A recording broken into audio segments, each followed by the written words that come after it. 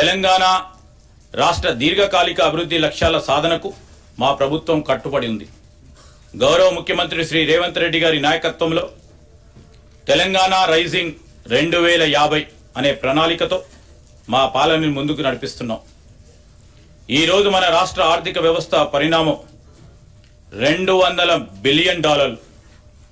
రాబోయే 10 ఏళ్ల కాలంలో దీన్ని 5 రెట్లు అభివృద్ధి చేసి $1000 బిలియన్ అంటే $1 ట్రిలియన్ వ్యవస్థగా రూపాంతరం చెందే దిశగా మా కార్యాచరణ ఉంటుంది. హైదరాబాద్ మహానగరంలో రవాణా, మౌలిక సదుపాయాల విస్తరణ, పర్యావరణ పరిరక్షణ మరియు సాంకేతిక అభివృద్ధి ప్రధాన అంశాలుగా అంతర్జాతీయ స్థాయిలో ఒక గ్లోబల్ సిటీగా తీర్చిదిద్దేందుకు మాస్టర్ ప్లాన్ను తయారు చేస్తున్నాం. దీనిలో భాగంగానే హైదరాబాద్ని కాలుష్య రహిత నగరంగా తీర్చిదిద్దడానికి మూసీ నది పునరుద్ధరణ ప్రాజెక్టును ప్రారంభించాం. ఆధునిక సాంకేతిక పరిజ్ఞానంతో పాటు క్లీన్ ఎనర్జీ, సుస్థిర అభివృద్ధితో తెలంగాణ రాష్ట్రాన్ని అగ్రగామిగా నిలబెట్టడానికి మెగా మాస్టర్ ప్లాన్ 2050ని రూపొందించాం. దీనికోసం సౌర, పవన ఇంధన ప్రాజెక్టుల స్థాపనకు ప్రోత్సహిస్తా ఉన్నాం. ప్రతి పౌరుడికి మెరుగైన వైద్యం అందించడానికి, ఆరోగ్య సేవలను మెరుగుపరచడానికి మెడికల్ కాలేజ్ ఏర్పాటుకు భారీ స్థాయిలో కేటాయింపులు చేశాం. సమాజ పురోగతికి కీలకంగా మారిన విద్యా వ్యవస్థను పటిష్టపరచడంతో పాటు డిజిటల్ విద్యను పెంపొందించి పాఠశాలలకు మౌలిక సదుపాయాలు కల్పించాం. వెనుకబడిన వర్గాలకు చెందిన ప్రతిభావంతులైన విద్యార్థులను ప్రోత్సహించేందుకు స్కాలర్షిప్లను అందిస్తున్నాం. రైతుల సంక్షేమమే ప్రాధాన్యంగా పనిచేసే మా ప్రభుత్వం రాష్ట్ర రైతాంగానికి ఎప్పటికప్పుడు స్వల్పకాలిక, దీర్ఘకాలిక సహాయాన్ని అందిస్తూ ఆధునిక వ్యవసాయ విధానాలను ప్రోత్సహించేందుకు సబ్సిడీలు, ప్రత్యేక ఇన్సెంటివ్లను అందిస్తున్నాం. మార్కెట్లో సరైన మద్దతు ధర అందేలా చర్యలు తీసుకోవడంతో పాటు మార్కెట్ యార్డులలో రైతుల కోసం అనేక సదుపాయాలను కూడా కల్పిస్తున్నాం. నీకు కనిపించిన బలహీనుడైన నిరుపేద ముఖాన్ని గుర్తు తెచ్చుకో. నువ్వు తీసుకున్న చర్య అతనికి ఉపయోగపడుతుందో లేదో అని నిన్ను నువ్వు ప్రశ్నించుకో అన్నారు మహాత్మా గాంధీ. వారి మాటలే మాకు స్ఫూర్తి మంత్రం. నిరుపేదల కోసం, బలహీన వర్గాల కోసం మేము తీసుకున్న ప్రతి చర్య వెనుక ఒక ఆలోచన ఇదే. అభివృద్ధి ఫలాలు సమాజంలోని చిట్ట చివరి వ్యక్తికి చేర్చే లక్ష్యంతో అభివృద్ధి మరియు సంక్షేమ రంగాలకు తగినన్ని నిధులు ప్రస్తుత బడ్జెట్లో ప్రతిపాదిస్తున్నాం. రాష్ట్ర ఆర్థిక స్థితి, ప్రపంచ ఆర్థిక వ్యవస్థలో వేగంగా వస్తున్న మార్పుల ప్రభావాన్ని సమర్థవంతంగా ఎదుర్కొంటూ తెలంగాణ ఆర్థిక వ్యవస్థ స్థిరమైన వృద్ధిని సాధిస్తూ ఉంది. 2024-25 ఆర్థిక సంవత్సరంలో తెలంగాణ స్థూల రాష్ట్ర ఉత్పత్తి GSDP ప్రస్తుత ధరల ప్రకారం 16,12,579 కోట్ల రూపాయలు. గత సంవత్సరంతో పోలిస్తే వృద్ధి రేటు 10.1%గా నమోదైంది. ఇదే సమయంలో దేశ GDP 3,31,03,215 కోట్ల రూపాయలు కాగా వృద్ధి రేటు 9.9%గా ఉంది. తలసరి ఆదాయం 2024-25 ఆర్థిక సంవత్సరంలో ప్రస్తుత ధరల ప్రకారం రాష్ట్ర తలసరి ఆదాయం 3,79,751 రూపాయలు కాగా వృద్ధి రేటు 9.6%. దేశ తలసరి ఆదాయం 2,05,579 రూపాయలు కాగా వృద్ధి రేటు 8.8%.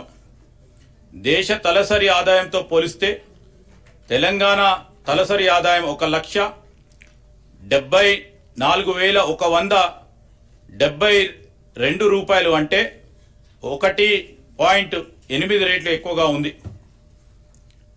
2024-25లో తెలంగాణ జోడింపబడిన స్థూల విలువలో GSVవే సేవారంగం 66.3%, పారిశ్రామిక రంగం 16.4%, మరియు వ్యవసాయ అనుబంధ రంగాలు 17.3% వాటాను కలిగి ఉన్నాయి.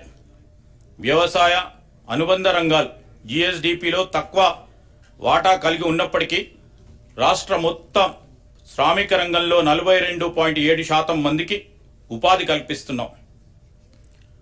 ఉచిత కరెంటు, రైతు భరోసా, పంట రుణమాఫీ, నీటిపారుదల ప్రాజెక్టులపై పెట్టుబడులు వంటి ప్రభుత్వ పథకాలు రైతాంగానికి ఆత్మవిశ్వాసాన్ని పెంపొందించాయి.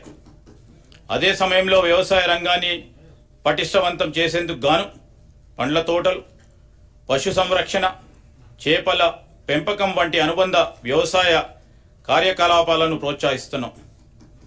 రాష్ట్ర పరిశ్రమలు 22.5% మందికి ఉపాధి కల్పిస్తున్నాయి. చైనా +1 వ్యూహాన్ని అవలంబించడం ద్వారా తెలంగాణను ఫార్మస్యూటికల్స్, బయోటెక్నాలజీ, విద్యుత్ వాహనాలు, పునరుత్పాదక శక్తి రంగాల్లో గ్లోబల్ తయారీ కేంద్రంగా అభివృద్ధి చేయాలనేదే ప్రభుత్వ లక్ష్యం. పరిశ్రమల కారిడార్లు, ప్రత్యేక ఆర్థిక మండల అభివృద్ధి మరియు పెట్టుబడులను ఆకర్షించి ఉద్యోగ అవకాశాలను పెంపొందించుకోవడానికి తోడ్పడతాయి. తద్వారా ఆర్థిక వ్యవస్థ మరింత స్థిరంగా, వేగంగా అభివృద్ధి చెందుతుంది. రాష్ట్రంలో సేవా రంగం అత్యధిక కొత్త ఉపాధి కల్పించే దిశగా కొనసాగుతోంది. ఇది మొత్తం శ్రామిక రంగంలో 34.8% వాటాను కలిగి ఉంది. హైదరాబాద్ నగరం ఐటీ రంగంలో అగ్రగామిగా, ముఖ్యంగా సాఫ్ట్వేర్ సేవలు, ఫిన్టెక్, లాజిస్టిక్స్, పర్యాటకం వంటి రంగాల్లో ఉపాధికి వృద్ధికి ప్రధానంగా దోహదపడుతూ ఉంది. తెలంగాణలో శ్రామిక శక్తి 68.7% ఉండగా దేశీయ సగటు 64.3% మాత్రమే ఉంది. దీనిలో మహిళల ఉపాధి శాతం 52.7% ఉండగా ఇది దేశ సగటు 45.2% కంటే అధికం. మహిళలు మరియు వెనుకబడిన వర్గాలకు తెలంగాణ ప్రభుత్వం ఉపాధి అవకాశాలను కల్పించడంలో ఎంతగా విజయవంతమైందో ఈ గణాంకాలు తెలియజేస్తున్నాయి. 16వ ఆర్థిక సంఘం రాష్ట్ర ప్రభుత్వం 16వ ఆర్థిక సంఘానికి సమగ్ర నివేదికను సమర్పించింది. ఇందులో కేంద్ర పన్నుల పంపిణీలో రాష్ట్రాలకు న్యాయమైన వాటం కల్పించాలని, అలాగే రుణ స్థిరత్వం, మౌలిక సదుపాయాల అభివృద్ధి మరియు సామాజిక సంక్షేమ కార్యక్రమాలకు మరింత ఆర్థిక సాయం అందించాలని విజ్ఞప్తి చేసింది.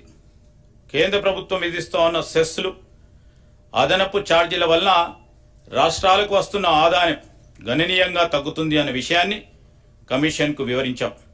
ప్రస్తుతం రాష్ట్రాలకు ఇస్తున్న 41% పన్నుల వాటాను 50%కి పెంచాలని ప్రతిపాదించడం జరిగింది. తెలంగాణతో సహా దక్షిణాది రాష్ట్రాలకు పన్నుల పంపిణీలో తగ్గుతున్న వాటాపై ప్రభుత్వ ఆందోళన వ్యక్తం చేసింది. తెలంగాణకు 14వ ఆర్థిక సంఘం ద్వారా 2.437% నిధులు పంపిణీ జరిగితే 15వ ఆర్థిక సంఘం కాలంలో ఇది 2.102% తగ్గింది. అభివృద్ధిలో ముందున్న రాష్ట్రాలకు తక్కువ నిధులు కేటాయించడం అన్యాయమని, దేశ ఆర్థిక వృద్ధికి దోహదపడతా ఉన్న రాష్ట్రాలను ప్రోత్సహించే విధంగా పన్నుల పంపిణీ విధానాన్ని మరింత హేతుబద్ధంగా మార్చాలని తెలంగాణ ప్రభుత్వం వాదిస్తూ ఉంది. తెలంగాణ ప్రభుత్వం సమాంతర పన్నుల పంపిణీ సూత్రంలో సంస్కరణలు తీసుకురావాలని సూచించింది. ప్రస్తుతం ఉపయోగిస్తూ ఉన్న తలసరి ఆదాయ దూరం అనే ప్రతిపాదిక ప్రాధాన్యతను తగ్గించి జిఎస్డిపికి 50% వెయిటేజీని ఇవ్వాలని కోరింది. దేశ ఆర్థిక వృద్ధికి గణనీయంగా సహకరిస్తున్న రాష్ట్రాలకి మరింత హేతుబద్ధంగా వనరులు అందించడం ద్వారా దేశ అభివృద్ధిని ప్రోత్సహించాలనే ఉద్దేశంతో ఈ సూచన ప్రతిపాదించబడ్డది. మన న్యాయమైన వాటాను సాధించడంతో పాటు ఆర్థిక వనరులను సద్వినియోగం చేసుకొని ఆర్థిక వ్యవస్థను బలోపేతం చేయడానికి రాష్ట్ర ప్రభుత్వం కట్టుబడి ఉంది.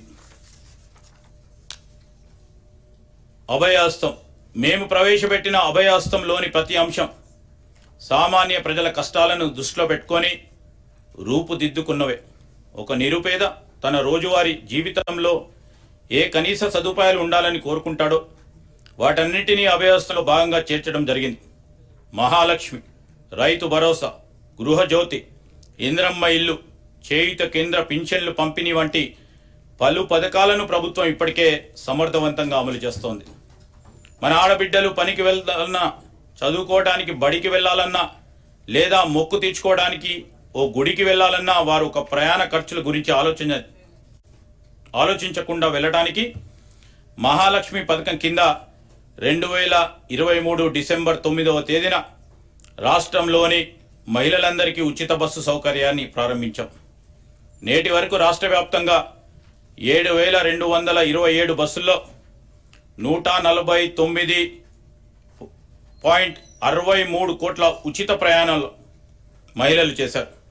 దీని ద్వారా 5,005.95 లక్షల రూపాయలు మహిళలకు ఆదా అయింది.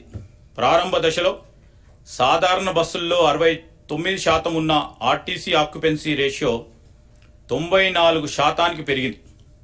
మహాలక్ష్మి ప్రత్యేక బస్సుల్లో ఈ ఆక్యుపెన్సీ రేషియో 100%గా నమోదు అవుతూ వస్తుంది. దీనివల్ల ఆర్టీసీ ఆర్థిక వ్యవస్థ పరిస్థితి కూడా మెరుగుపడుతుంది. బస్సుల సంఖ్యను పెంచడమే కాకుండా 6,400 మంది ఉద్యోగులను ఇప్పటికే అదనంగా నియమించడం జరిగింది. ప్రభుత్వం ఈ పథకం అమలుకు ఆర్టీసీకి క్రమం తప్పకుండా నిధులు చెల్లిస్తూ ఉంది. మహాలక్ష్మి పథకంలో భాగంగా అర్హులైన మహిళలకి గ్యాస్ సిలిండర్ని 500 రూపాయలకే పంపిణీ చేస్తున్నాం. ఈ పథకం ద్వారా 43 లక్షల కుటుంబాలకు లబ్ధి చేకూరుస్తుంది. లబ్ధిదారులు ఉపయోగించిన సిలిండర్లకు సబ్సిడీ కింద రాష్ట్ర ప్రభుత్వం 433.20 లక్షల రూపాయలు చెల్లించింది. గృహజ్యోతి పథకం కింద 200 యూనిట్లకు లోబడి విద్యుత్తును వినియోగిస్తున్న వారికి ఉచిత విద్యుత్తును అందిస్తున్నాం. ఈ పథకం కింద 50 లక్షల కుటుంబాలకు లబ్ధి పొందుతున్నాయి. ఈ పథకం కోసం ఇప్పటికే 1,775.15 లక్షల రూపాయలు విద్యుత్ సంస్థలకు సబ్సిడీగా చెల్లించడం జరిగింది. ఇందిరమ్మ ఇండ్ల పథకం 2024 మార్చి నెలలో ప్రారంభించి ఇండ్ల పట్టాలను ఆడబిడ్డల పేరుతో ఇవ్వాలని నిర్ణయించాం. 22,500 కోట్ల రూపాయల అంచనా వ్యయంతో ప్రతి నియోజకవర్గానికి కనీసం 3,500 చొప్పున మొత్తం 4,50,000 ఇండ్లను మంజూరు చేస్తాం. గత ప్రభుత్వం 10 ఏళ్ల పాటు నిరుపేదలకు డబుల్ బెడ్రూమ్ ఇల్లు ఇస్తామని ఆశలు రేకెత్తించి చివరకు నిరాశ నిస్పృహలను మిగిల్చింది. అసంపూర్తిగా నిలిచిపోయిన గృహాల్లో 34,545 నిర్మాణాలకి 305.3 లక్షల రూపాయలు నిధులను కేటాయించి వాటినన్నిటిని కూడా అందుబాటులోకి తెస్తున్నాం. అంతేకాకుండా ఔటర్ రింగ్ రోడ్ని ఆనుకొని హైదరాబాద్ నగరం నలువైపులా శాటిలైట్ టౌన్షిప్లు ఏర్పాటు చేసి అల్పాదాయ మరియు మధ్యతరగతి వర్గాలకు అందుబాటులో ఉండే విధంగా గృహ సముదాయాలను నిర్మించే ప్రణాళిక రూపొందిస్తున్నాం. రాష్ట్రంలోని నిరుపేదలకి ఆరోగ్య భద్రత కల్పించే ధ్యేయంతో రూపొందించిన రాజీవ్ ఆరోగ్యశ్రీ పథకాన్ని చేయూతలో భాగంగా అమలు చేస్తున్నాం. ఈ పథకం కింద ఉచిత వైద్య పరిమితిని 5 లక్షల రూపాయల నుండి 10 లక్షల రూపాయల వరకు పెంచడం వల్ల దారిద్ర్య రేఖకు దిగువన ఉన్న 90.10 లక్షల కుటుంబాలకి లబ్ధి చేకూరింది. వైద్య వ్యయ పరిమితిని పెంచడంతో పాటు ఆరోగ్యశ్రీ పరిధిలోకి వచ్చే 1,375 వైద్య చికిత్సల ధరలను కూడా 20% పెంచాం. అదనంగా 163 రకాల చికిత్సలను ఆరోగ్యశ్రీ పరిధిలోకి తీసుకురావడంతో 1,835 వైద్యపరమైన వివిధ ప్యాకేజీలు పేద ప్రజలకు అందుబాటులోకి వచ్చాయి. వ్యవసాయ రంగం, రైతు రుణమాఫీ, పెరుగుతున్న వ్యవసాయ పెట్టుబడుల కోసం రైతులు అప్పులు చేయక తప్పని పరిస్థితి ఏర్పడ్డది. గతంలో చేసిన అప్పు తీరితేనే రాబోయే పంట కాలానికి కావాల్సిన పెట్టుబడికి రుణం దొరుకుతుంది. మన రైతన్నలకు ఇచ్చిన మాట కట్టుబడి మా ప్రభుత్వం వారిని రుణ విముక్తులని చేసింది. వారికి 2 లక్షల లోపు రుణాలను మాఫీ చేసింది. ఇప్పటి వరకు 25,35,000 మంది రైతు సోదరులకి 20,616 కోట్ల 89 లక్షలు రుణమాఫీ చేశాం. దీనివల్ల రైతులు మళ్ళీ వ్యవసాయ రుణాలు పొందడానికి మార్గం సుగమమైంది. ఈ భారీ రుణమాఫీతో తెలంగాణ రాష్ట్రంలోని రాష్ట్ర ఆర్థిక మరియు సామాజిక స్థితిగతులు మెరుగుపరిచేందుకు బాటలు వేశాం. రాష్ట్రంలోని రైతులు ఎరువులు, విత్తనాలు, వ్యవసాయ పనిముట్లను కొనుగోలు చేసేందుకు పెట్టుబడి సాయంగా మా ప్రభుత్వం 2025 జనవరి 26వ తేదీన తెలంగాణ రైతు భరోసా పథకాన్ని ప్రారంభించింది. ఈ పథకం కింద రైతులకు ఏడాదికి ఎకరానికి 12,000 రూపాయలు అందుతాయి. ప్రజాధనం దుర్వినియోగం కాకుండా అవకతవకలకు అడ్డు వేసి సాగుకు యోగ్యమైన భూములన్నిటికీ రైతు భరోసా అందిస్తున్నాం. క్షేత్రస్థాయిలో సర్వే చేసి గ్రామ సభలతో ధృవీకరించి సాగుకు యోగ్యం కాని భూమిని గుర్తించడం ద్వారా ఈ వృధాను అరికట్టాం. రైతు భరోసా పథకానికి 18,000 కోట్ల రూపాయలు ఈ బడ్జెట్లో ప్రతిపాదిస్తున్నాం. ఇంద్రమ్మ ఆత్మీయ భరోసా, రైతు కూలీలకు సంబంధించిన సంక్షేమం, భూమి లేని వ్యవసాయ కూలీలు ఉపాధి దొరకని రోజుల్లో పస్తులుండే దీన స్థితి నుండి వారిని కాపాడేందుకు ఇంద్రమ్మ ఆత్మీయ భరోసా పథకాన్ని అమలు పరుస్తామని ఎన్నికల్లో చేసిన వాగ్దానానికి అనుగుణంగా సంవత్సరానికి ప్రతి వ్యవసాయ కూలీ కుటుంబానికి 12,000 రూపాయలు చెల్లించే బృహత్తర పథకాన్ని అమలు చేస్తున్నాం. సన్న వడ్లకి 500 రూపాయల బోనస్, రాష్ట్ర రైతుల నుండి కొనుగోలు చేసిన సన్న ధాన్యానికి ప్రతి క్వింటాల్కి 500 రూపాయల చొప్పున అదనపు ప్రోత్సాహాన్ని బోనస్ చెల్లిస్తున్నాం. దీనివల్ల రాష్ట్రంలో సన్న రకాల వరి సాగు గణనీయంగా పెరిగింది. గత ఖరీఫ్తో పోల్చినప్పుడు సన్న వడ్ల సాగు 25 లక్షల ఎకరాల నుండి 40 లక్షల ఎకరాలకు పెరిగింది. మా ప్రభుత్వం ఇస్తున్న బోనస్ మరియు ప్రతి చివరి వడ్ల గింజు కూడా కొంటామని మేము చేసిన వాగ్దానమే దీనికి ప్రత్యక్ష కారణం. ఫలితంగా రైతులకు చక్కని గిట్టుబాటు ధర లభిస్తుంది. ఖరీఫ్ సీజన్లో సన్నవడ్లు పండించిన రైతులకి 1,206 కోట్ల 44 లక్షల బోనస్ చెల్లించడం జరిగింది. రైతుల సౌకర్యార్థం 2024-25 ఖరీఫ్ సీజన్లో 8,332 ధాన్యం కొనుగోలు కేంద్రాలను ఏర్పాటు చేసి వారికి ఎటువంటి ఇబ్బందులు లేకుండా చేశాం. అకాల వర్షాల వలన ధాన్యం పాడవకుండా పండిన ధాన్యాన్ని రైతుల కొనుగోలు కేంద్రాలకు తీసుకువచ్చే సమయంలో ఎటువంటి నష్టం జరగకుండా గంటకు వాతావరణ సూచనలు అటు రైతులకు ఇటు కొనుగోలు కేంద్రాలకు తెలియజేస్తున్నాం. అధునాతనమైన డ్రైయర్లు, ధాన్యం క్లీనర్లు, తగినవన్నీ టార్పోలిన్లు రైతులకు అందుబాటులో ఉంచడం జరిగింది. వ్యవసాయ మార్కెట్ యార్డులలో వసతుల అభివృద్ధికి 181.98 కోట్ల రూపాయల వ్యయంతో ఆర్థిక అభివృద్ధి పనులను చేపట్టాం. 2024-25 ఖరీఫ్ సీజన్లో 10,35,484 మంది రైతుల నుండి ధాన్యం కొనుగోలు చేసి 12,511 కోట్ల 76 లక్షల రూపాయలు వారి ఖాతాలలో జమ చేయడమైనది. కేంద్ర ప్రయోజిత పథకాల ద్వారా రాష్ట్ర రైతుల ప్రయోజనం కోసం అన్ని చర్యలు తీసుకుంటున్నాం. రాష్ట్రంలో ఆయిల్ పామ్ సాగును విస్తృతంగా చేపట్టాలని ప్రభుత్వ లక్ష్యంతో ప్రోత్సాహక సబ్సిడీని అందిస్తున్నాం. ఆయిల్ పామ్ దిగుమతులపై కస్టమ్స్ సుంకం లేని కారణంగా మన రైతులకు సరైన ధర లభించనందున కేంద్ర ప్రభుత్వంతో సంప్రదింపులు జరిపి ఆయిల్ పామ్ దిగుమతులపై కస్టమ్స్ సుంకం విధించేలా కృషి చేశాం. తద్వారా ఆయిల్ పామ్ రైతులకి టన్నుకి 2,000 రూపాయల అదనపు లబ్ధి చేకూరి ఆయిల్ పామ్ సాగు మరింత లాభదాయకంగా గాను ఆకర్షణీయంగా గాను మారింది. ఉద్యానవన సాగులో బిందు సేద్యం కొరకు సౌర విద్యుత్తును ఉపయోగించే రైతులకు ప్రాధాన్యత ఇచ్చి వారికి ప్రోత్సాహక సబ్సిడీని అందిస్తున్నాం. వ్యవసాయ శాఖకు ఈ బడ్జెట్లో 24,439 కోట్ల రూపాయలను ప్రతిపాదిస్తున్నాం.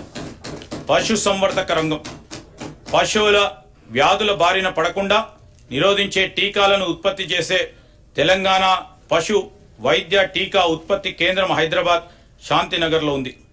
ఈ వెటర్నరీ బయాలజికల్ రీసెర్చ్ ఇన్స్టిట్యూట్ని మామిడిపల్లికి తరలించి 300 కోట్ల రూపాయలతో భారీగా విస్తరింప చేస్తున్నాం. అంతేకాకుండా క్రొత్త వ్యాక్సిన్ల ఆవిష్కరణ అవసరమైన పరిశోధనలు చేపట్టే నిమిత్తం 100 కోట్ల రూపాయలతో అధునాతన యంత్రాలను తెప్పిస్తున్నాం. నూతనంగా ఏర్పాటయ్యే ఈ టీకాల కేంద్రాల్లో బ్యాక్టీరియల్, వైరల్ వ్యాక్సిన్ ప్రొడక్షన్ ప్లాంట్లు, క్వాలిటీ కంట్రోల్, యానిమల్ టెస్టింగ్ ల్యాబ్లు, R&D, యానిమల్ బ్రీడింగ్ సెంటర్ వంటి వాటితో పాటు స్టాఫ్ క్వార్టర్స్ కూడా నిర్మిస్తాం. మన రాష్ట్రం నుండి భారీగా చేపల ఎగుమతిని ప్రోత్సహించడానికి రంగారెడ్డి జిల్లా కోహెడలో ఎక్స్పోర్ట్ ఓరియంటెడ్ హోల్సేల్ చేపల మార్కెట్ని 47 కోట్ల రూపాయల వ్యయంతో నిర్మించాలని ప్రతిపాదించాం. రాష్ట్రంలో మేలుజాతి పాడి పశువులను వృద్ధి చేయడానికి రంగారెడ్డి జిల్లా కన్సాన్పల్లిలో ఒక కొత్త ఫ్రోజన్ సెమెన్ బుల్ స్టేషన్కు 21 కోట్ల 6 లక్షల రూపాయల వ్యయంతో నిర్మిస్తున్నాం. దీనిని అతి త్వరలో అందుబాటులోకి తెస్తాం. దీని ద్వారా సంవత్సరానికి సుమారు 10 లక్షల ఫ్రోజన్ సెమెన్ డోసుల ఉత్పత్తి సామర్థ్యం ఏర్పడుతుంది. పశు సంవర్ధక శాఖ ఈ బడ్జెట్లో 1674 కోట్ల రూపాయలు ప్రతిపాదిస్తున్నాం. భూభారతి భూమి అనేది ఒక స్థిరాస్తి మాత్రమే కాదు, అది ఒక భావోద్వేగం. భూమితో ఉన్న అనుబంధం కన్నతల్లితో సొంత ఊరితో ఉన్న అనుబంధంతో సమానం. ఒక వ్యక్తి తన భూమిని కోల్పోయినప్పుడు తన అస్తిత్వాన్నే పోగొట్టుకున్నట్లు భావిస్తాడు. అటువంటి భావుకతతో ముడిపడి ఉన్న అంశాలు గత ప్రభుత్వంలో చేపట్టిన ధరణి ప్రాజెక్టులో చోటు చేసుకున్న అక్రమాల వల్ల సామాన్యులకు తీరని వేదన మిగిలింది. సమస్యల పరిష్కారాన్ని కోరుతూ ప్రజలు చేసుకున్న దరఖాస్తులు కూడా పరిష్కరించలేని దుస్థితి అప్పట్లో ఏర్పడ్డది.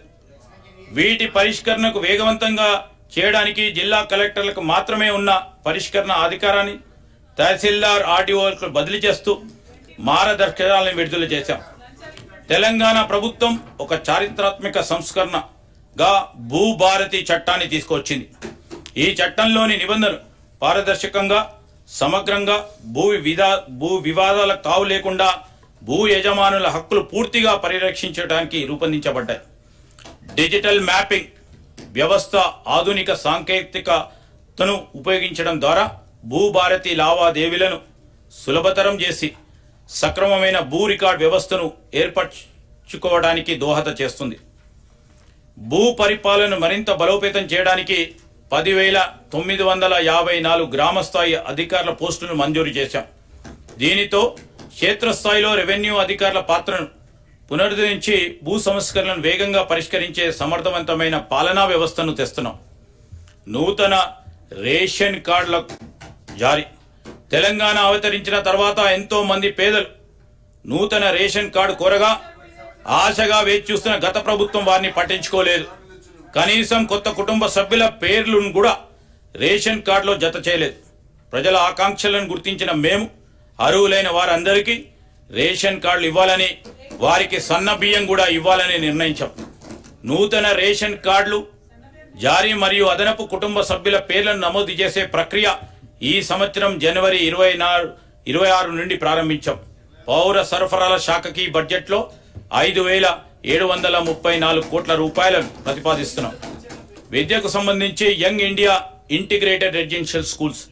విద్యతోనే సామాజిక అభివృద్ధి సాధ్యం. ముఖ్యంగా పేద మరియు వెనుకబడిన తరగతులకు చెందిన పిల్లల సురక్షిత భవిష్యత్తుకు విద్య ఒక దారిని చూపెడుతుంది. ఇది ప్రగాఢంగా నమ్మిన యూపీఏ చైర్పర్సన్ శ్రీమతి సోనియా గాంధీ గారు మరియు ఆనాటి భారత ప్రధాని దివంగత డాక్టర్ మన్మోహన్ సింగ్ గారి నాయకత్వంలో ఉచిత విద్యా హక్కు చట్టం 2009లో చేశారు. ప్రస్తుత తెలంగాణలో 1023 ప్రభుత్వ రెసిడెన్షియల్ పాఠశాలలు ఉండగా వీటిలో 662 పాఠశాలలకు సొంత భవనాలు లేవు. అనేక గురుకులాలు అరకొర సౌకర్యాల భవనాల్లో వందలాది మంది విద్యార్థులతో సరైన టాయిలెట్ సదుపాయం కూడా లేకుండా నడుస్తున్నాయి. వర్గాల వారీగా ప్రత్యేక రెసిడెన్షియల్ స్కూల్స్ ఉన్నప్పటికీ వాటి మధ్య విద్యా ప్రమాణాల విషయంలో, మౌలిక వసతుల విషయంలో సారూప్యత లేదు. ప్రపంచవ్యాప్తంగా విద్యా వ్యవస్థలో పెను మార్పులు చోటు చేసుకున్నప్పటికీ మన ప్రభుత్వ పాఠశాలలు దశాబ్ద కాలం వెనుకబడి ఉన్నాయి. ఈ పరిస్థితులన్నింటినీ సరిదిద్దుకోవడానికి సామాజికవేత్తలను విద్యావేత్తలతో చర్చించి మన ప్రభుత్వ విద్యా వ్యవస్థను మరియు భావి తరాలను అత్యుత్తమ రీతిలో తీర్చిదిద్దే విధంగా యంగ్ ఇండియా ఇంటిగ్రేటెడ్ రెసిడెన్షియల్ స్కూల్ని రూపొందించాం. కులం మతం లేకుండా ఆర్థిక స్థితిగతులకు అతీతంగా విద్య మాత్రమే కాకుండా విద్యార్థుల యొక్క మానసిక శారీరక అభివృద్ధికి అంటే హోలిస్టిక్ డెవలప్మెంట్కి దోహదపడే విధంగా ఈ స్కూల్స్ ఏర్పాటు చేస్తున్నాం. ఈ పాఠశాలలో ఎస్సీ ఎస్టీ బీసీ మైనారిటీలతో పాటు ఇతర వర్గాలకు చెందిన విద్యార్థులను ఒకే గొడుగు కింద తెచ్చి సమాన విద్యా అవకాశాలను కల్పించడం ఓ గొప్ప సామాజిక ఐక్యతను పునాది అవుతుంది. Education is the milk of lioness, the one who drinks it can stay without roaring అన్నారు డాక్టర్ బిఆర్ అంబేద్కర్ గారు. విద్య అనేది సింహపు పాల వంటిది, వాటిని త్రాగిన వారు గర్జించకుండా ఉండలేరు. డాక్టర్ బిఆర్ అంబేద్కర్ గారు కలలు కన్న విద్యా వ్యవస్థను మేము సృష్టించబోతున్నాం. దీనికోసమే రాష్ట్ర వ్యాప్తంగా ఒకేసారి 58 యంగ్ ఇండియా ఇంటిగ్రేటెడ్ రెసిడెన్షియల్ పాఠశాలల నిర్మాణానికి 11,600 కోట్ల రూపాయల అనుమతులు మంజూరు చేయడం జరిగింది. మేము తీసుకున్న ఈ నిర్ణయం ఒక చారిత్రాత్మకం. ప్రతి నియోజకవర్గంలో కనీసం ఒక యంగ్ ఇండియా రెసిడెన్షియల్ స్కూల్ని ప్రారంభిస్తాం. ఈ ఇంటిగ్రేటెడ్ స్కూల్స్ 20 నుంచి 25 ఎకరాల విస్తీర్ణంలో నిర్మించబడతాయి. విద్యా రంగంలో వస్తున్న మార్పులకి అనుగుణంగా ఆధునిక వసతులతో ప్రైవేట్ పాఠశాలలకు దీటైన అందించేందుకు వీటిని అభివృద్ధి చేస్తాం. ఆడిటోరియాల్, dining halls, digital classrooms, క్రీడా మైదానాలు, క్రికెట్ మరియు ఫుట్బాల్ గ్రౌండ్స్ లాంటి ఆధునిక సదుపాయాలు అందుబాటులో ఉంటాయి. విద్యార్థుల నిరంతర పర్యవేక్షణకు వీలుగా ఈ పాఠశాలల ప్రాంగణంలోనే బోధనా సిబ్బందికి నివాస సముదాయాలు కూడా ఏర్పాటు చేస్తాం. ఈ స్కూల్లో పవన మరియు సౌరశక్తిని విరివిగా వినియోగిస్తాం. ఈ స్కూల్లోని విద్యార్థులకు వసతి, భోజనం, యూనిఫామ్లు, నోటు మరియు పాఠ్యపుస్తకాల మరియు ఇతర ఆవశ్యకత వస్తువులని ఉచితంగా అందించబడతాయి. పాఠ్యాంశంతో పాటు వీరికి ఐఐటి, జేఈ, నీట్ మరియు ఇతర పోటీ పరీక్షలకు సన్నద్ధం చేసేందుకు ప్రత్యేక శిక్షణ ఇవ్వబడుతుంది. విద్యతో పాటు శారీరక మరియు మానసిక దృఢత్వానికి అవసరమైన క్రీడలు, కళలు, పోటీలకు సమాన ప్రాధాన్యత ఉంటుంది. రాష్ట్ర వ్యాప్తంగా పాఠశాలలు ప్రారంభమయ్యే రోజే విద్యార్థులందరికీ పాఠ్య పుస్తకాలను, యూనిఫామ్లను అందజేస్తున్నాం. ప్రభుత్వ విద్యా వ్యవస్థలన్నిటికీ ఉచిత విద్యుత్ సరఫరాను అందిస్తున్నాం. త్వరలో రాష్ట్రంలోని అన్ని పాఠశాలలకు గ్రీన్ విద్యుత్తుని అందిస్తాం. పిల్లల శారీరక మానసిక ఆరోగ్యానికి సంతులిత పౌష్టిక ఆహార ప్రాధాన్యతను గుర్తించి రాష్ట్రంలోని అన్ని గురుకులాలు, అన్ని సంక్షేమ శాఖలకు చెందిన అనుబంధ హాస్టల్లో మరియు కస్తూరిబా గాంధీ బాలికల పాఠశాలలో డైట్ ఛార్జీలు 40% మరియు కాస్మెటిక్ ఛార్జీలు 200% పెంచాం. ఈ పెంపు వలన తెలంగాణ వ్యాప్తంగా 7,66,000 మంది విద్యార్థులకు లబ్ధి చేకూరింది. రాష్ట్ర వ్యాప్తంగా ఉన్న సంక్షేమ వసతి గృహాల్లో చదువుకునే విద్యార్థులందరికీ ఒకే తరహా భోజనం ఇచ్చేందుకు కామన్ డైట్ పథకాన్ని ప్రారంభించాం. ప్రభుత్వ పాఠశాలలో చదివే 10వ తరగతి విద్యార్థులకు సాయంత్రం వేళ స్నాక్స్ ఇస్తున్నాం. పాఠశాలలో అమలుపరిచే మధ్యాహ్న భోజన పథకం మరియు సంక్షేమ వసతి గృహాల్లో ఆహార పదార్థాలను తయారు చేసి నిల్వ ఉంచే విషయంలో ఒక నిర్దిష్ట వ్యవహార శైలిని పాటించడం ద్వారా విద్యార్థులకు పరిశుద్ధమైన మరియు ఆరోగ్యకరమైన ఆహారాన్ని అందించడం సాధ్యమవుతుంది. దీనికోసం ఒక స్టాండర్డ్ ఆపరేటివ్ ప్రొసీజర్ని రూపొందించి అమలు చేస్తున్నాం. Education is future insurance. విద్య భవిష్యత్తుకు బీమా కానుక. విద్యా వ్యవస్థను బలోపేతం చేసేందుకు రాష్ట్ర విద్యారంగంలో పలు సంస్కరణలు చేపడతా ఉన్నాం. అంతర్జాతీయ ప్రమాణాలతో కూడిన విద్యను అందించే లక్ష్యంతో ఒక సమగ్ర విధాన రూపకల్పనకి తెలంగాణ విద్యా కమిషన్ను కూడా ఏర్పాటు చేశాం. తెలంగాణ నారీ శక్తిని గౌరవిస్తూ కోటిలోని మహిళా విశ్వవిద్యాలయానికి వీరనారి చాకలి ఐలమ్మ పేరు పెట్టి ఆ విశ్వవిద్యాలయ వారసత్వ కట్టడానికి సంరక్షిస్తూనే 550 కోట్ల రూపాయలతో అదనపు భవన నిర్మాణాలను చేపడుతున్నాం. తెలుగు విశ్వవిద్యాలయానికి తెలంగాణ వైతాళికుడు సురవరం ప్రతాపరెడ్డి పేరును ఇండియన్ ఇన్స్టిట్యూట్ ఆఫ్ హ్యాండ్లూమ్స్ టెక్నాలజీకి శ్రీ కొండా లక్ష్మణ్ బాపూజీ పేర్లను పెట్టడం జరిగింది. విద్యాశాఖకు ఈ బడ్జెట్లో 23,100 8 కోట్ల రూపాయలు ప్రతిపాదిస్తున్నాం. యువతకు సంబంధి ఉద్యోగాలు. No plan for the future development of the country can be deemed to be complete, which does not provide for technical and scientific training, అన్నారు డాక్టర్ బిఆర్ అంబేద్కర్. సాంకేతిక మరియు శాస్త్రీయ శిక్షణను అందించని దేశం భవిష్య అభివృద్ధికి సంబంధించిన ఏ ప్రణాళికను కూడా పూర్తి చేసినట్లుగా భావించలేం. డాక్టర్ బిఆర్ అంబేద్కర్ గారు దూరదృష్టితో అర్ధ శతాబ్దానికి పూర్వ చెప్పిన ఈ మాటలు నేటికి మన సమాజానికి వర్తిస్తాయి. అందుకే యువతలో శాస్త్ర సాంకేతిక నైపుణ్యాన్ని పెంపొందించే ఉద్దేశంతో ప్రభుత్వ ప్రైవేట్ భాగస్వామ్యంతో యంగ్ ఇండియా స్కిల్ యూనివర్సిటీని స్థాపించాం. బోధనాంశాలకు పారిశ్రామిక అవసరాలకు మధ్య ఉన్న అంతరాయాన్ని తొలగించి నిరుద్యోగ యువత ఉపాధి అవకాశాలను పెంపొందించే లక్ష్యంతో ఈ యూనివర్సిటీ పనిచేస్తుంది. మహాత్మా గాంధీ గారు స్వాతంత్ర ఉద్యమంలో యువతను చైతన్యపరచడానికి నడిపిన యంగ్ ఇండియా పత్రిక పేరునే ఈ యూనివర్సిటీ పేరు పెట్టడం గమనార్హం. ఈ యూనివర్సిటీ ముచ్చెర్లలో 150 ఎకరాల్లో నిర్మించి ఏడాదికి 30,000 ఉద్యోగాలు కల్పించాలని ప్రభుత్వ లక్ష్యంగా పెట్టుకున్నాం. సింగపూర్ ప్రభుత్వ ఆధ్వర్యంలో institute of technical education ITE ప్రపంచంలోనే మేటి సంస్థ. వారి భాగస్వామ్యంతో young India skills university master ట్రైనర్లకు శిక్షణ ఇస్తున్నాం. వివిధ పరిశ్రమల భాగస్వామ్యంతో ఈ యూనివర్సిటీలో అందించే కోర్సులు అటు యువతకి ఇటు పరిశ్రమలకు ఎంతో ఉపయుక్తంగా ఉండేలా రూపొందించాం. ఈ యూనివర్సిటీలో ప్రస్తుతం 5 కోర్సులు ప్రారంభమైనాయి. మున్ముందు యానిమేషన్, టూరిజం మరియు హాస్పిటాలిటీ, బ్యాంకింగ్, ఫినాన్షియల్ సర్వీసెస్, నిర్మాణ రంగం, రిటైల్ రంగం, మీడియా, సినిమా రంగం, నౌక మరియు విమాన మెయింటెనెన్స్ రంగం, ఆర్టిఫిషియల్ ఇంటెలిజెన్స్ వంటి అత్యాధునిక టెక్నాలజీ కోర్సులను కూడా ప్రారంభించబోతున్నాం. తెలంగాణ యువతను, విద్యార్థులను నిపుణులుగా తీర్చిదిద్దేందుకు రాష్ట్ర ప్రభుత్వం ఫ్యూచర్ సిటీలో ప్రత్యేకంగా 200 ఎకరాలలో ఆర్టిఫిషియల్ ఇంటెలిజెన్స్ సిటీని నెలకొల్పాలని నిర్ణయించింది. ఈ సిటీలో ప్రత్యేక ఏఐ విశ్వవిద్యాలయాన్ని, డేటా సెంటర్లని, కంప్యూటింగ్ సౌకర్యాలని, పౌరులకు అవగాహన కల్పించే కేంద్రాన్ని స్థాపించడానికి తగిన చర్యలు ప్రారంభించాం.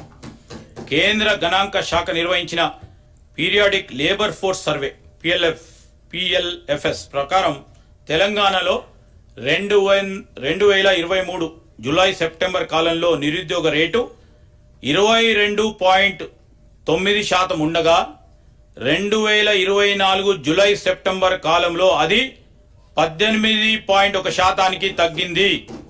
మా ప్రభుత్వం చేస్తా ఉన్న నైపుణ్య శిక్షణ కార్యక్రమాలు, ప్రభుత్వ ఉద్యోగ నియామకాలు, యువ పారిశ్రామికవేత్తలకు ఇస్తున్న ప్రోత్సాహకాల వలన ఇది సాధ్యమైంది. సమర్థవంతమైన విధానాల రూపకల్పన మరియు కార్యాచరణ చక్కటి ఫలితాలు ఇస్తాయన్న దానికి ఇది నిదర్శనం. మా ప్రభుత్వం అధికారం చేపట్టిన వెంటనే ఉద్యోగ నియామకాలపై దృష్టి సారించి పోలీస్, రెసిడెన్షియల్ స్కూల్స్, వైద్య, ఆరోగ్య మరియు ఇతర శాఖల్లో 57,946 ఉద్యోగాల ఎంపిక ప్రక్రియల పూర్తి చేశాం. అంతేకాకుండా వివిధ ప్రభుత్వ శాఖలు, విభాగాలతో మానవ వనరుల అవసరాలపై సమీక్షలు జరిపి 30,228 కొత్త పోస్టులను మంజూరు చేశాం. గ్రూప్ 1, గ్రూప్ 2 మరియు గ్రూప్ 3 పరీక్షలు సకాలంలో సక్రమంగా నిర్వహించి వాటి ఫలితాలను కూడా ప్రకటించాం. త్వరలో వారికి నియామక పత్రాలు అందజేస్తాం. అలాగే 14,236 అంగన్వాడీ పోస్టులకు భర్తీకి ఆదేశాలు జారీ చేశాం. తెలంగాణ రాష్ట్ర సాధనలో మన యువత పాత్ర మరియు త్యాగాలు మరవలేనివి. తెలంగాణ సాధించుకున్న తర్వాత వారి పట్ల గత ప్రభుత్వం నది దాటే వరకు ఓడమల్లయ్య, దాటిన తర్వాత బోడమల్లయ్య అనే విధంగా ప్రవర్తించింది. వారి జీవితాలలో ఎటువంటి మార్పు రాకపోగా ప్రభుత్వ ఉద్యోగాలు అందని ద్రాక్షగానే మిగిలాయి. కూటి కోసం, కూలి కోసం పట్టణంలో బ్రతుకుదామని తల్లి మాట చెవిన పెట్టక బయలుదేరిన బాటసారికి ఎంత కష్టం అన్నారు శ్రీశ్రీ.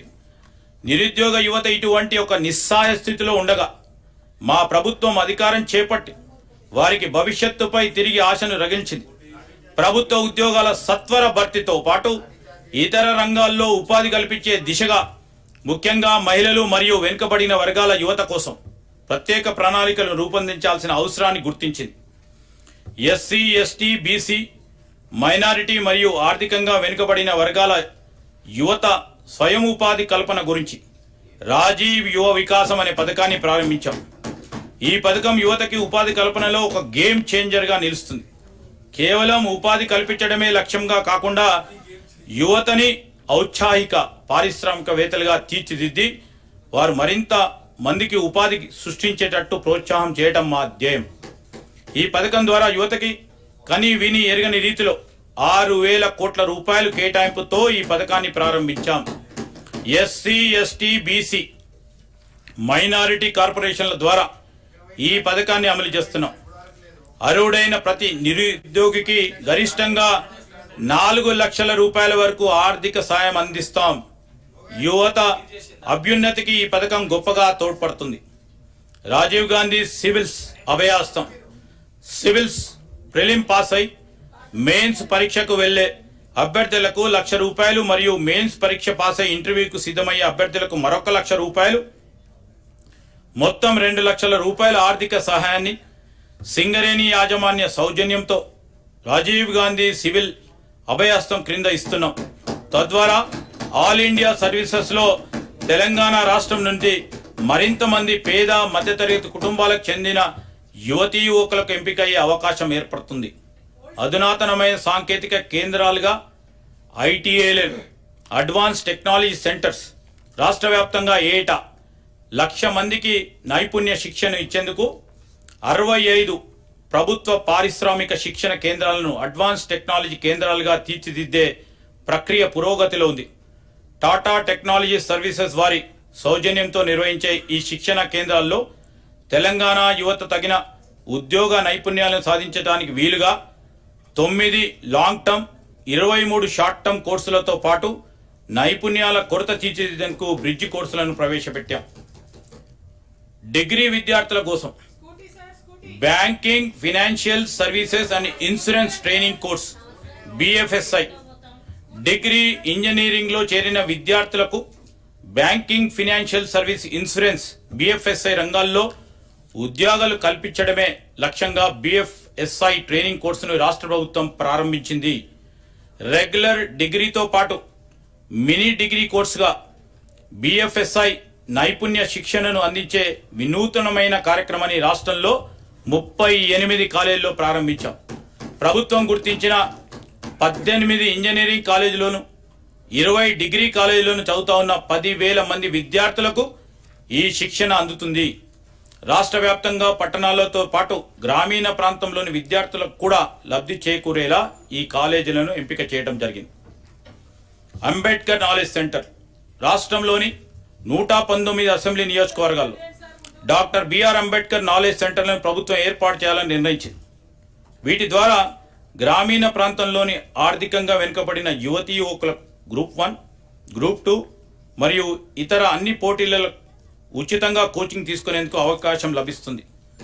తెలంగాణ డిజిటల్ ఉపాధి కేంద్రం యువకుల ఉద్యోగ అవకాశాలను ఇనువడింపజేసే వారి సాధికారతను పెంపొందించడానికి ప్రభుత్వం పరిశ్రమల శాఖ ఆధ్వర్యంలో తెలంగాణ డిజిటల్ ఉపాధి కేంద్రాన్ని పునరుద్ధరించి కృత్రిమ మేధ విజ్ఞానం ఆధారంగా నడిచేలా అనుసంధానించింది. దీని ద్వారా పరిశ్రమలు మరియు వివిధ రంగాల అవసరాలకు కావలసిన నిపుణులను గుర్తించి నియమించుకునే వెసులుబాటు కలుగుతుంది. ఈ బడ్జెట్లో కార్మిక మరియు ఉపాధి కల్పన శాఖకి 900 కోట్ల రూపాయలు ప్రతిపాదిస్తున్నాం. పంచాయతీరాజ్ మరియు గ్రామీణ అభివృద్ధి, గ్రామ స్వరాజ్యమే దేశ స్వరాజ్యం అన్నారు మహాత్మా గాంధీ. ఈ స్ఫూర్తితో మా ప్రభుత్వం గ్రామీణ వికాసానికి శ్రీకారం చుట్టింది. గత ప్రభుత్వంలో నిర్వీర్యమైన గ్రామీణ వ్యవస్థను మరింత పటిష్టం చేయాలనే లక్ష్యంతో కార్యాచరణ రూపొందించుకున్నాం. 2024-25లో రాష్ట్ర ప్రభుత్వం MNRGS పథకం కింద రాష్ట్ర వాటాగా చెల్లించాల్సిన నిధులను సకాలంగా చెల్లిస్తూ పలు గ్రామీణాభివృద్ధి పథకాలను సమర్థవంతంగా అమలు చేసింది. ఈ సంవత్సరంలో 25,76,000 కుటుంబాలకు ఉపాధి చేకూర్చాం.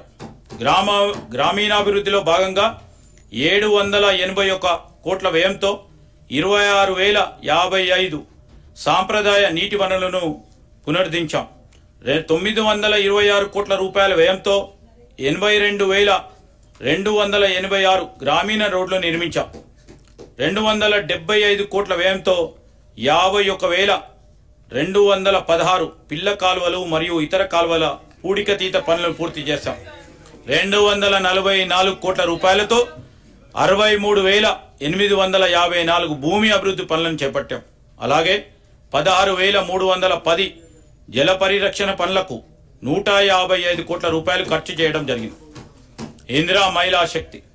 మన దేశ తొలి మహిళా ప్రధాని ఇందిరాగాంధీ, తొలి మహిళా రాష్ట్రపతి ప్రతిభా పాటిల్ మరియు లోక్సభ తొలి మహిళా స్పీకర్ మీరా కుమార్ వంటి మహిళలు ఎంతో సమర్థవంతంగా పనిచేసి వారి పదవులకే వన్నె తెచ్చారు.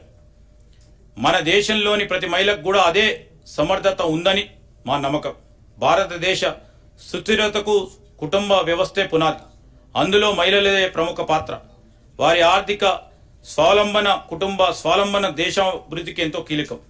స్త్రీ శక్తి దేశ శక్తి అని విశ్వసించి ఇందిరా మహిళా శక్తి మిషన్ను ప్రారంభించాం.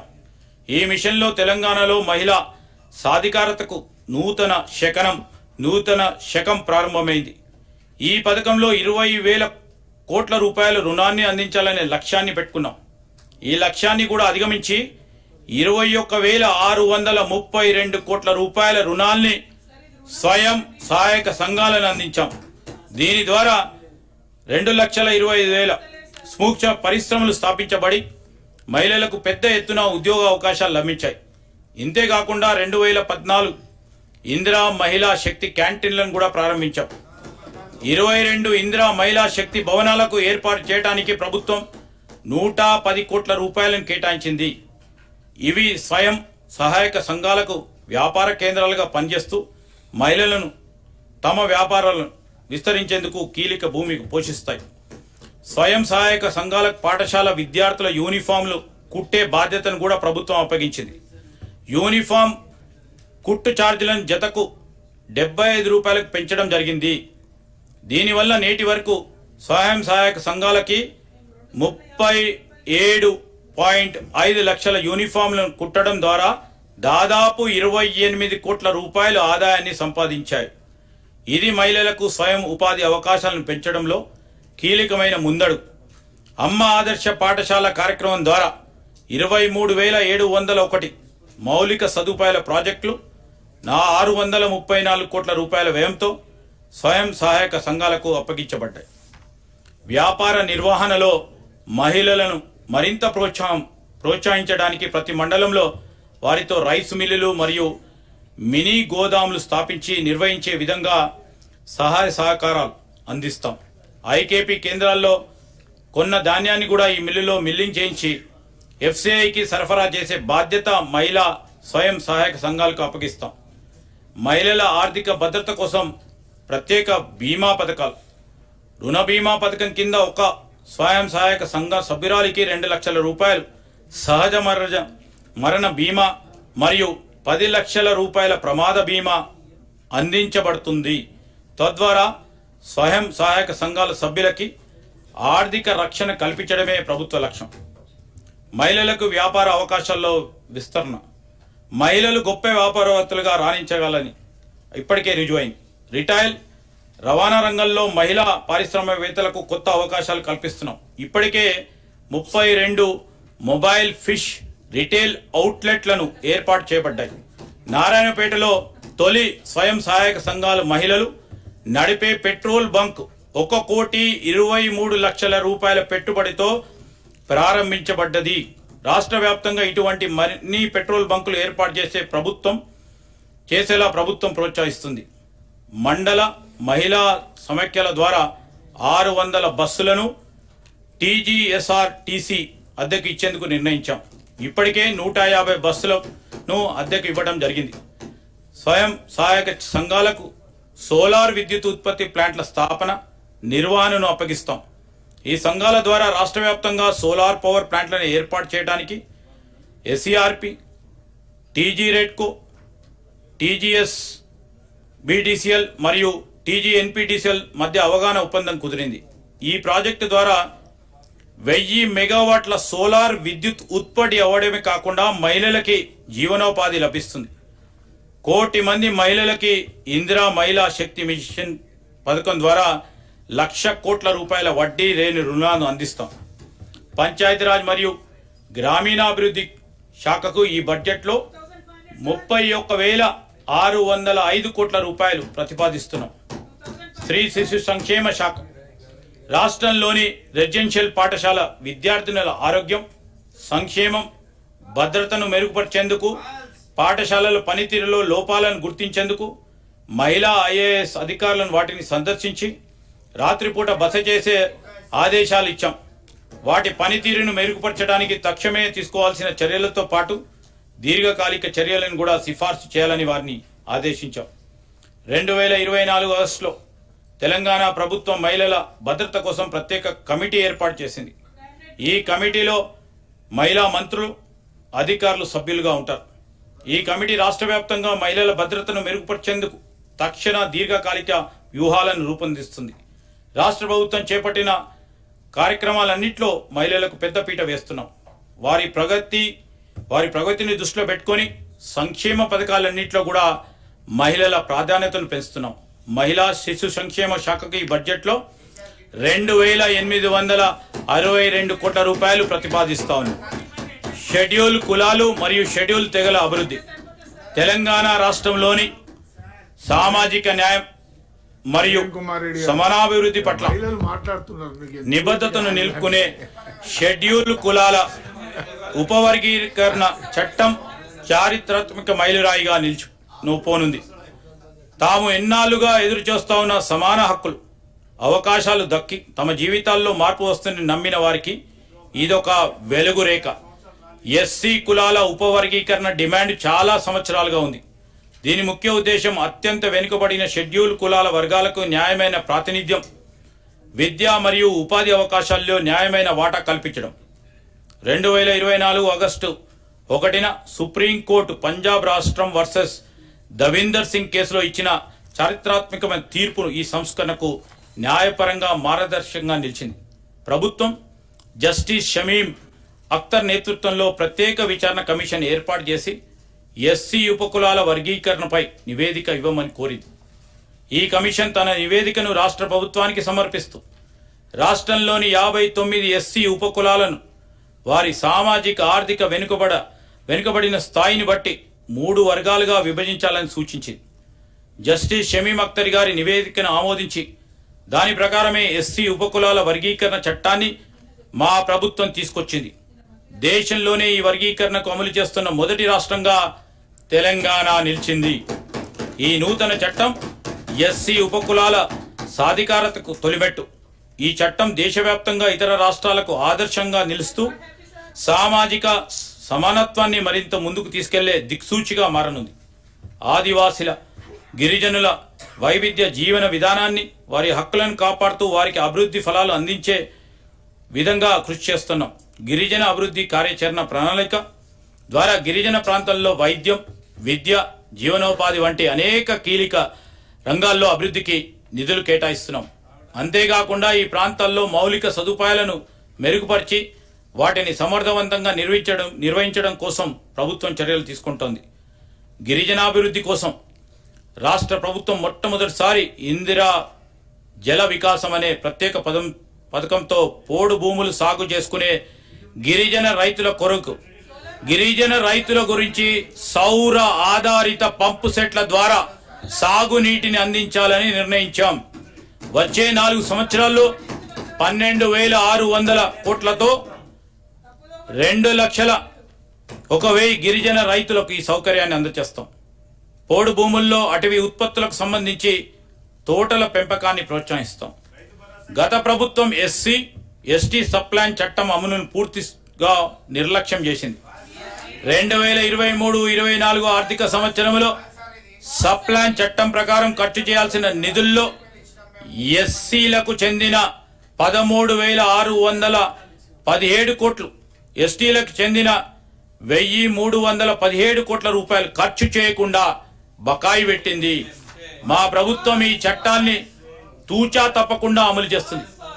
2025-26 ఆర్థిక సంవత్సరంలో కేటాయించాల్సిన మొత్తానికి అదనంగా 2023-24 సంబంధించిన బకాయిలను కూడా కేటాయిస్తాం.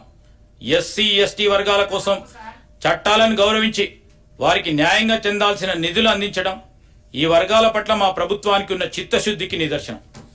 ఈ బడ్జెట్లో షెడ్యూల్ కులాల సంక్షేమానికి 40,232 కోట్ల రూపాయలు మరియు షెడ్యూల్ తెగల సంక్షేమానికి 17,169 కోట్ల రూపాయలు ప్రతిపాదిస్తున్నాం. వెనుకబడిన తరగతుల సంక్షేమం సామాజిక ప్రజాస్వామ్యానికి అవసరమైన ప్రణాళికల రూపకల్పనే మొదటి మెట్టు. మేము చేపట్టిన కుల గణన చారిత్రాత్మక అసమానతలను రూపుమాపి లక్ష్యంతో గతంలో ఎన్నడూ లేని విధంగా చేపట్టని సామాజిక, ఆర్థిక, విద్య, ఉపాధి, రాజకీయ మరియు కుల సర్వేను తెలంగాణ ప్రభుత్వం నిర్వహించింది. కుల ఆధారిత గణన గురించి ఎన్నో దశాబ్దాలుగా డిమాండ్లు కొనసాగుతున్నాయి. సముచిత ప్రాతినిధ్యం మరియు వనరుల సమాన పంపిణీ నిర్ధారించేందుకు ఇది అత్యంత ఆవశ్యకం. ఈ సర్వే రాష్ట్ర చరిత్రలోనే విస్తృతమైన శాస్త్రీయ పారదర్శక డేటా సేకరణ కార్యక్రమంగా నిలిచి మొత్తం 1,12,00,000 కుటుంబ వివరాలను సేకరించింది. ఈ సర్వేలో కులం, భూ సంపద, విద్యాస్థాయి, ఉపాధి స్థాయి, రాజకీయ ప్రాతినిధ్యం మరియు ప్రభుత్వ సంక్షేమ పథకాల లబ్ధి వంటి ప్రధాన అంశాలను సమగ్రంగా సేకరించాం.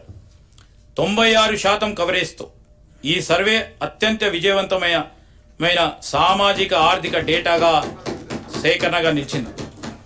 ప్రభుత్వ సంక్షేమ పథకాలు అర్హులైన లబ్ధిదారులకు చేరేందుకు సమర్థవంతమైన పాలనకు ఈ సర్వే కీలక డేటాను అందించింది. రానున్న పంచాయతీ ఎలక్షన్లో వెనుకబడిన తరగతుల వారికి వారి జనాభాకి అనుగుణంగా రిజర్వేషన్లు అందించడానికి అవకాశం ఏర్పడ్డది. ఈ డేటా భవిష్యత్తులో సంక్షేమ పథకాలు, రిజర్వేషన్లు మరియు సమగ్ర ఆర్థిక అభివృద్ధి విధానాలు రూపకల్పనకు ఆధారంగా మారనుంది.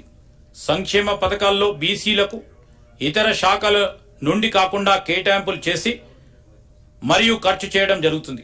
పశుసంవర్ధక శాఖ ద్వారా చేపల పంపకానికి, పరిశ్రమల శాఖ ద్వారా చేనేత కార్మికులకు చీరల పంపిణీ కోసం, వ్యవసాయ శాఖ ద్వారా రైతు భరోసా మరియు రుణమాఫీ పథకాల కింద 1,000 కోట్ల రూపాయలు వీరి కోసం ఖర్చు చేయడం జరుగుతుంది.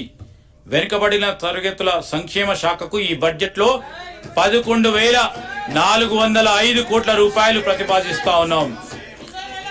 రాష్ట్రంలోని చేనేత, మరమగ్గల కార్మికుల సంక్షేమం, సమగ్ర అభివృద్ధి కోసం తెలంగాణ ప్రభుత్వం చేనేత అభయాస్త పథకాన్ని అమలు చేస్తుంది.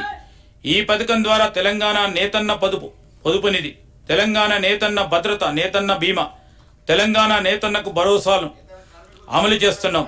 2018 నుండి 2022 వరకు మరమగ్గ కార్మికులకు బకాయి పడ్డ 10% నూలు సబ్సిడీ కింద 37,49,00,000 రూపాయలు ఈ సంవత్సరంలో విడుదల చేశాం. చేనేత కార్మికుల కోసం రాజన్న సిరిసిల్ల, వేములవాడలో 50 కోట్ల రూపాయల కార్పస్ ఫండ్తో నూలు డిపోను ఏర్పాటు చేశాం. రాష్ట్రంలో స్వయం సహాయక సంఘాల్లో ఉన్న 64.7 లక్షల మంది సభ్యులకి ఏటా 2 నాణ్యమైన చీరలు ఇవ్వాలని నిర్ణయించాం. ఆ చీరలను తయారు చేసే బాధ్యత మన రాష్ట్ర రైతన్నలకే అప్పగించాలని నిర్ణయించాం. చేనేత రంగానికి ఈ బడ్జెట్లో 371 కోట్ల రూపాయలు ప్రతిపాదిస్తున్నాం. మైనారిటీల సంక్షేమం, రాష్ట్రంలోని మైనారిటీల భద్రతకు, సంక్షేమానికి మా ప్రభుత్వం ప్రాధాన్యత ఇస్తుంది. రాష్ట్ర ప్రభుత్వం నిర్వహించబోయే యంగ్ ఇండియా రెసిడెన్షియల్ స్కూల్లో వివిధ ప్రాంతాల్లో ఉన్న మైనారిటీ రెసిడెన్షియల్ స్కూల్స్ కూడా అంతర్భాగం అవుతాయి. తద్వారా మైనారిటీ విద్యార్థులకు కూడా ఇతర విద్యార్థులతో పాటు అత్యున్నతమైన విద్యను అభ్యసించే అవకాశం కలిగిస్తుంది. ముస్లిం సోదరులకు అతి పవిత్రంగా భావించే హజ్ యాత్రకు తగినవన్నీ నిధులు కేటాయించాం. హజ్ 2024 యాత్రకి 11,446 మంది వెళ్లటం తెలంగాణ చరిత్రలోని ఒక రికార్డు. రాజీవ్ యువ వికాసంలో భాగంగా మైనార్టీ సోదరిమణులకు 840 కోట్ల రూపాయలతో స్వయం ఉపాధి పథకాలు చేపడతా ఉన్నాం. మైనారిటీ సంక్షేమ శాఖకు ఈ బడ్జెట్లో 3,591 కోట్ల రూపాయలు ప్రతిపాదిస్తున్నాం. పారిశ్రామిక రంగం ఎంఎస్ఎంఈ పాలసీ 2024 సూక్ష్మ, చిన్న, మధ్యధర పరిశ్రమలు ఎంఎస్ఎంఈ ఎదుర్కొంటున్న కీలక సవాళ్లను పరిష్కరించే లక్ష్యంతో ఎంఎస్ఎంఈ పాలసీ 2024ను తెలంగాణ ప్రభుత్వం తీసుకొని వచ్చింది. రాబోయే 5 ఏళ్లలో ఎంఎస్ఎంఈల అభివృద్ధి కోసం 4,000 కోట్ల రూపాయలు ఖర్చు చేసి 25,000 పైచిలకు కొత్త ఎంఎస్ఎంఈ పరిశ్రమలు స్థాపించడానికి లక్ష్యంగా పెట్టుకున్నాం. ఈ పాలసీలతో స్వయం సహాయక బృందాలు ఎంఎస్ఎంఈలుగా మారేందుకు అన్ని దశల్లో సాయం అందిస్తాం. పారిశ్రామిక ప్రోత్సాహకాలు. నూతన పారిశ్రామిక పార్కుల్లో 5% ప్లాట్లు మహిళా పారిశ్రామికవేత్తలకు, 15% SC/ST పారిశ్రామికవేత్తలకు కేటాయించాలని నిర్ణయించాం. ప్రభుత్వం SC/ST పారిశ్రామికవేత్తలకు 50 లక్షల రూపాయల పరిమితికి లోబడి 50% వరకు భూమి ధరలో రాయితీనిస్తుంది. అదనంగా ప్రైవేట్ ఫ్యాక్టరీల కాంప్లెక్స్ను అభివృద్ధి ప్రోత్సహించడానికి ప్రభుత్వం స్టాంప్ డ్యూటీ తగ్గింపులు, విద్యుత్ వినియోగ ఛార్జీలు మరియు భూమి ధర రాయితీలను అందిస్తుంది. ఆర్థిక సవాళ్లను పరిష్కరించడానికి పాలసీలో మూలధన పెట్టుబడి రాయితీ పథకాన్ని కూడా ప్రవేశపెట్టబోతాను. మెగా మాస్టర్ ప్లాన్ 2050 నాటికి తెలంగాణ రాష్ట్రం అంతా పారిశ్రామిక అభివృద్ధి జరగాలనే లక్ష్యంతో మెగా మాస్టర్ ప్లాన్ 2050 పాలసీని ప్రభుత్వం రూపొందించింది. హైదరాబాద్ ఒకచోటే పారిశ్రామిక ప్రగతి కేంద్రీకృతం కావద్దని, పారిశ్రామిక వికేంద్రీకరణ జరిపి తెలంగాణలో అన్ని ప్రాంతాలు హైదరాబాద్ తరహాలోనే అభివృద్ధి చెందాలని ఈ పాలసీ ప్రధాన లక్ష్యం. రాష్ట్రంలోని అన్ని ప్రాంతాల్లో కూడా ఐటీ, ఫార్మా, హెల్త్తో పాటు food processing, sports, automobiles, garments, metalware, చేనేత, ఆభరణాల తయారీ మొదలైన క్లస్టర్లను ఏర్పాటు చేసి పరిశ్రమలను అభివృద్ధి పరచడానికి కావలసిన అన్ని చర్యలు చేపడతాం. అంతేకాకుండా హైదరాబాద్ వరంగల్ పారిశ్రామిక కారిడార్ని నేషనల్ హైవే 163కి ఇరువైపులా ఏర్పాటు చేస్తాం. Green field pharma cluster. Rangareddy, Mahabubnagar జిల్లా పరిధిలో గ్రీన్ ఫీల్డ్ ఫార్మా క్లస్టర్ని ఏర్పాటు చేయాలని భావిస్తున్నాం. ఔషధాల తయారీ కంపెనీలకు, బయోటెక్ మరియు లైఫ్ సైన్సెస్ కంపెనీకి కావాల్సిన మౌలిక సదుపాయాలు కల్పించి గ్రీన్ ఫీల్డ్ ఫార్మా క్లస్టర్లకు ఏర్పాటు ప్రభుత్వం తోడ్పడుతుంది. యాంటీబయాటిక్, సింథటిక్ డ్రగ్స్, వ్యాక్సిన్లు, న్యూట్రిసికల్స్, హెర్బల్ ఔషధ ఉత్పత్తులు, కాస్మెటిక్ సంబంధిత ఉత్పత్తులన్నిటికీ ఫార్మా సిటీలో ప్రాధాన్యత ఉంటుంది. పారిశ్రామిక పెట్టుబడుల ఆకర్షణ. తెలంగాణ రాష్ట్రం ఇప్పటికే పెట్టుబడులకు గొప్ప ఆకర్షణ కేంద్రంగా మారింది. వరల్డ్ ఎకనామిక్ ఫోరం ఆధ్వర్యంలో దావోస్లో జనవరి 2025లో జరిగిన సమావేశంలో గౌరవ ముఖ్యమంత్రి శ్రీ రేవంత్ రెడ్డి గారు, మన ఐటీ పరిశ్రమల శాఖ మంత్రులు శ్రీ దుద్దిల్ల శ్రీధర్ బాబు గారు పాల్గొని ప్రపంచ పారిశ్రామికవేత్తలను కలిసి వారి మన రాష్ట్రంలో పెట్టుబడులు పెట్టడానికి ఆహ్వానించడం జరిగింది. తత్ఫలితంగా టెక్నాలజీ, గ్రీన్ ఎనర్జీ, డిఫెన్స్ మరియు డేటా ఇన్ఫ్రాస్ట్రక్చర్ వంటి కీలక రంగాల్లో ఉన్న 16 ప్రపంచ అగ్రగామి కంపెనీలతో సుమారు 1,78,000 కోట్ల రూపాయలు పెట్టుబడుల ఒప్పందాలని రాష్ట్ర ప్రభుత్వం కూర్చుకుంది. గత ఏడాదితో పోలిస్తే ఈ ఏడాదిలో పెట్టుబడుల విలువ 4 రెట్లు ఎక్కువ. అమెరికా, సౌత్ కొరియా మరియు సింగపూర్ దేశాల పర్యటనలో గౌరవ ముఖ్యమంత్రి గారు మరో 14,900 కోట్ల రూపాయలు పెట్టుబడుల ఒప్పందాలు కుదుర్చుకున్నారు. పరిశ్రమల శాఖకు ఈ బడ్జెట్లో 3,527 కోట్ల రూపాయలు ప్రతిపాదిస్తున్నాం. ఇన్ఫర్మేషన్ టెక్నాలజీ మరియు ఐటీ ఆధారిత సేవలు. సేవా రంగాన్ని అభివృద్ధి దోహదపడే సానుకూల ప్రభుత్వ కీలక నిర్ణయాల ఫలితంగా ఇన్ఫర్మేషన్ టెక్నాలజీ రంగం గత సంవత్సరంలో ఎంతో అభివృద్ధి చెందింది. కృత్రిమ మేధ, బ్లాక్ చైన్ వంటి కటింగ్ ఎడ్జ్ టెక్నాలజీకి ప్రాధాన్యత ఇస్తూ ఆధునిక ప్రక్రియల అభివృద్ధికి ప్రభుత్వం విశేషంగా కృషి చేస్తూ ఉంది. రాష్ట్ర ప్రభుత్వం గత సంవత్సరం సెప్టెంబర్ నెలలో ఏఐ గ్లోబల్ సమ్మిట్ 2024ను అత్యంత ప్రతిష్టాత్మకంగా నిర్వహించింది. USA, UK, నెదర్లాండ్స్, మలేషియాతో పాటు దాదాపు 100 దేశాల కంపెనీ యజమానులు, ఏఐ నిపుణులు, స్టార్టప్లు, విద్యార్థులతో సహా 10,000 మంది ప్రతినిధులు ఈ సమ్మిట్లో హాజరైనారు. Nvidia, Microsoft, Amazon web services, CDAC వంటి కీలకమైన ఏఐ కంపెనీలతోనూ ఇతర స్టార్టప్లతోనూ ప్రభుత్వం 20 అవగాహన ఒప్పందాలను కుదుర్చుకుంది. తెలంగాణని ఏఐ టెక్నాలజీతో అగ్రభాగాన నిలిచేందుకు ఏఐ స్ట్రాటజిక్ రోడ్ మ్యాప్ను ఆవిష్కరించాం. ఏఐ ఆధారిత అంకురాలను స్టార్టప్ కంపెనీస్ ప్రోత్సహించడం, ప్రభుత్వ ఉద్యోగాలు మరియు యువతకు యొక్క ఏఐ నైపుణ్యాన్ని పెంపొందించడం, పరిపాలనలో ఏఐని వినియోగించుకోవడం ఈ రోడ్ మ్యాప్ యొక్క ప్రధాన లక్ష్యాలు. ఫ్యూచర్ సిటీ అంతర్భాగంగా 200 ఎకరాలతో ప్రత్యేకంగా ఏఐ సిటీని నిర్మిస్తాం. ఈ ఏఐసిటీ ప్రపంచంలోనే పారిశ్రామిక దిగ్గజాల కంపెనీ కేంద్రంగా మారుతుంది. గూగుల్ కంపెనీ ఇక్కడ ఏఐ ఆధారిత యాక్సిలరేటర్ సెంటర్ని నెలకొల్పేందుకు సిద్ధంగా ఉంది. ఇన్ఫర్మేషన్ టెక్నాలజీ శాఖకు ఈ బడ్జెట్లో 774 కోట్ల రూపాయలు ప్రతిపాదిస్తున్నాం. విద్యుత్, నాణ్యమైన విద్యుత్తును నిరంతరాయంగా సరఫరా చేయడమే ప్రభుత్వ ధ్యేయం. సాంప్రదాయ ఇంధన వనరులు ఒక ప్రక్క వినియోగించుకోవడానికి సాంప్రదాయేతర ఇంధన వనరుల వినియోగంపై దృష్టి సారించడం ద్వారా విద్యుత్ ఉత్పత్తి సామర్థ్యాన్ని పెంచాలని మా ప్రభుత్వ లక్ష్యం. తెలంగాణ విద్యుత్ వినియోగంలో విశేషమైన వృద్ధిని సాధించింది. అంతేకాకుండా మన ట్రాన్స్కో తక్కువ సరఫరా నష్టాలతో దేశంలోనే అగ్రగామి విద్యుత్ సంస్థల్లో ఒకటిగా నిలిచింది. ఈ సంవత్సరం తెలంగాణ గరిష్ట విద్యుత్ డిమాండ్ 16,918 మెగావాట్లు చేరుకున్నా మనం ప్రజలకు నిరంతర విద్యుత్ సరఫరా అందించగలిగాం. పునరుత్పాదక విద్యుత్ ఆవశ్యకతను గుర్తించి తెలంగాణ ప్రభుత్వం clean and green energy policy 2025ను ప్రకటించింది. ఈ విధానం ప్రకారం 2030 నాటికి 20,000 మెగావాట్లు మరియు 2035 నాటికి 40,000 మెగావాట్లను అదనంగా ఉత్పత్తి చేయాలని లక్ష్యంగా పెట్టుకుంది. గ్రిడ్ స్థిరత్వాన్ని మెరుగుపరిచేందుకు శంకర్పల్లి వద్ద 250 మెగావాట్లు బ్యాటరీ ఎనర్జీ స్టోరేజ్ సిస్టమ్ను ఏర్పాటుకు నిర్ణయం తీసుకున్నాం. సింగరేణి సంస్థ, Telangana renewable energy development corporation సంయుక్తంగా జియో థర్మల్ విద్యుత్ ఉత్పత్తిని సాధించడానికి ప్రయత్నాలు చేస్తున్నాయి. రైతులకు అందించే ఉచిత విద్యుత్ కోసం రాష్ట్ర ప్రభుత్వం 11,500 కోట్ల రూపాయల సబ్సిడీ రూపంలో విద్యుత్ ఉత్పత్తి సంస్థలకు కేటాయిస్తుంది. అదనంగా గృహజ్యోతి పథకం కింద 200 యూనిట్ల వరకు 50 లక్షల కుటుంబాలకు మరియు రాష్ట్రంలోని 30,000 ప్రభుత్వ విద్యా సంస్థలకు ఉచిత విద్యుత్ అందిస్తున్నాం. ఈ పథకాల కోసం ఈ బడ్జెట్లో 3,000 కోట్ల రూపాయలు కేటాయించడం జరిగింది. Yadadri thermal power plant, Nalgonda జిల్లా దామరచర్ల మండలం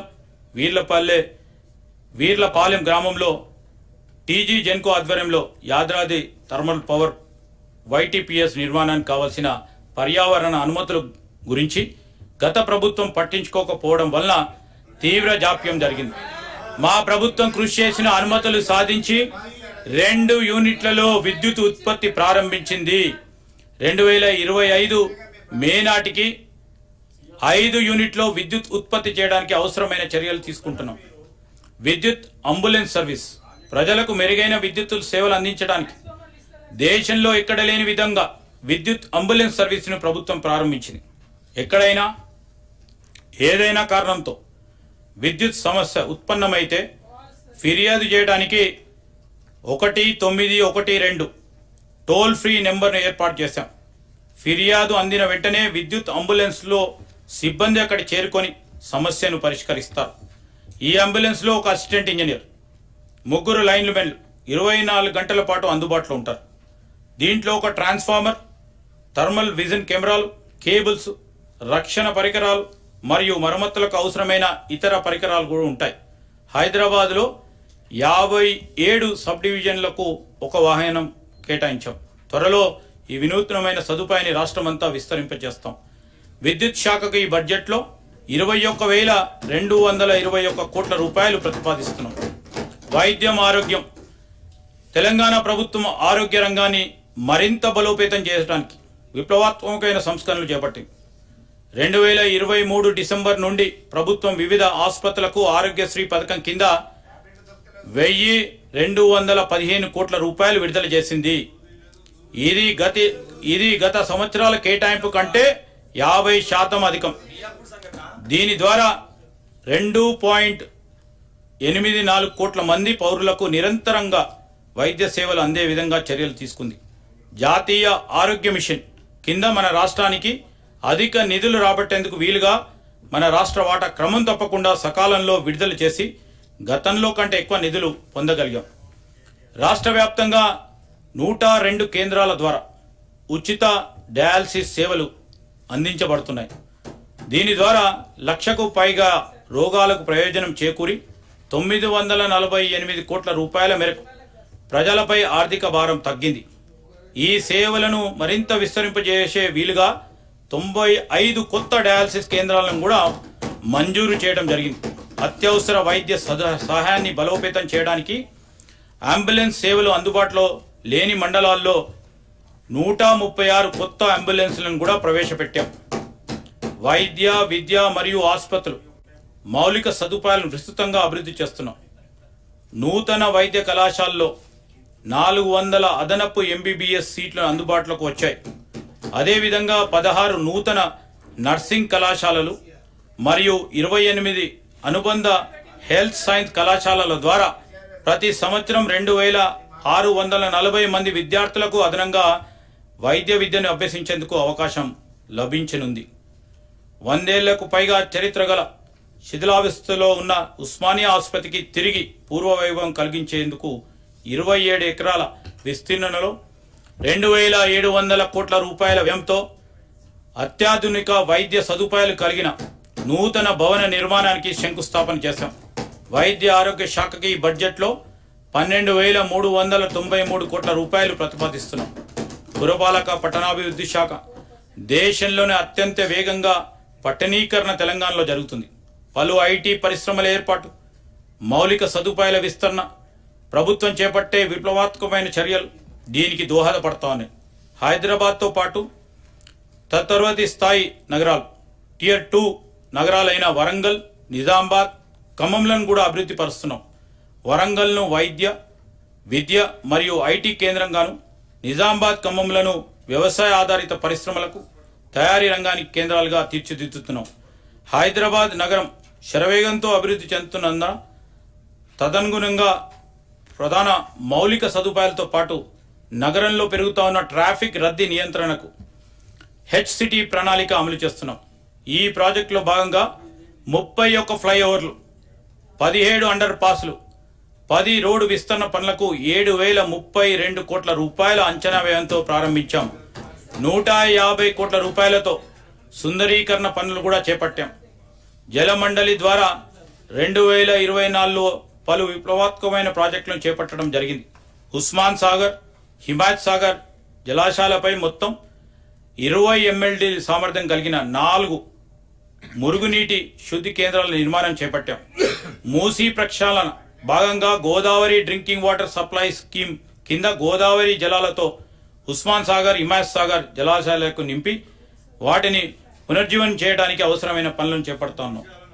గత కొన్ని దశాబ్ద కాలంగా ఎప్పుడో పట్టించుకొని మ్యాన్హోల్స్ పూడికతీత పనులు ఒక స్పెషల్ డ్రైవ్గా జలమండలి చేపట్టింది. 3,025 కిలోమీటర్ల మురుగునీటి లైన్లను శుభ్రం చేసి 2,39,000 మ్యాన్హోల్స్ పూడికతీత పూర్తి చేయడం జరిగింది. ఫలితంగా ఇప్పటి వరకు మురుగునీటి వ్యవస్థకు సంబంధించి ఫిర్యాదులు 25% పైగా తగ్గాయి. ఓఆర్ఆర్ ఫేజ్ 2 నీటి సరఫరా ప్రాజెక్టు చివరి దశకు చేరుకుంది.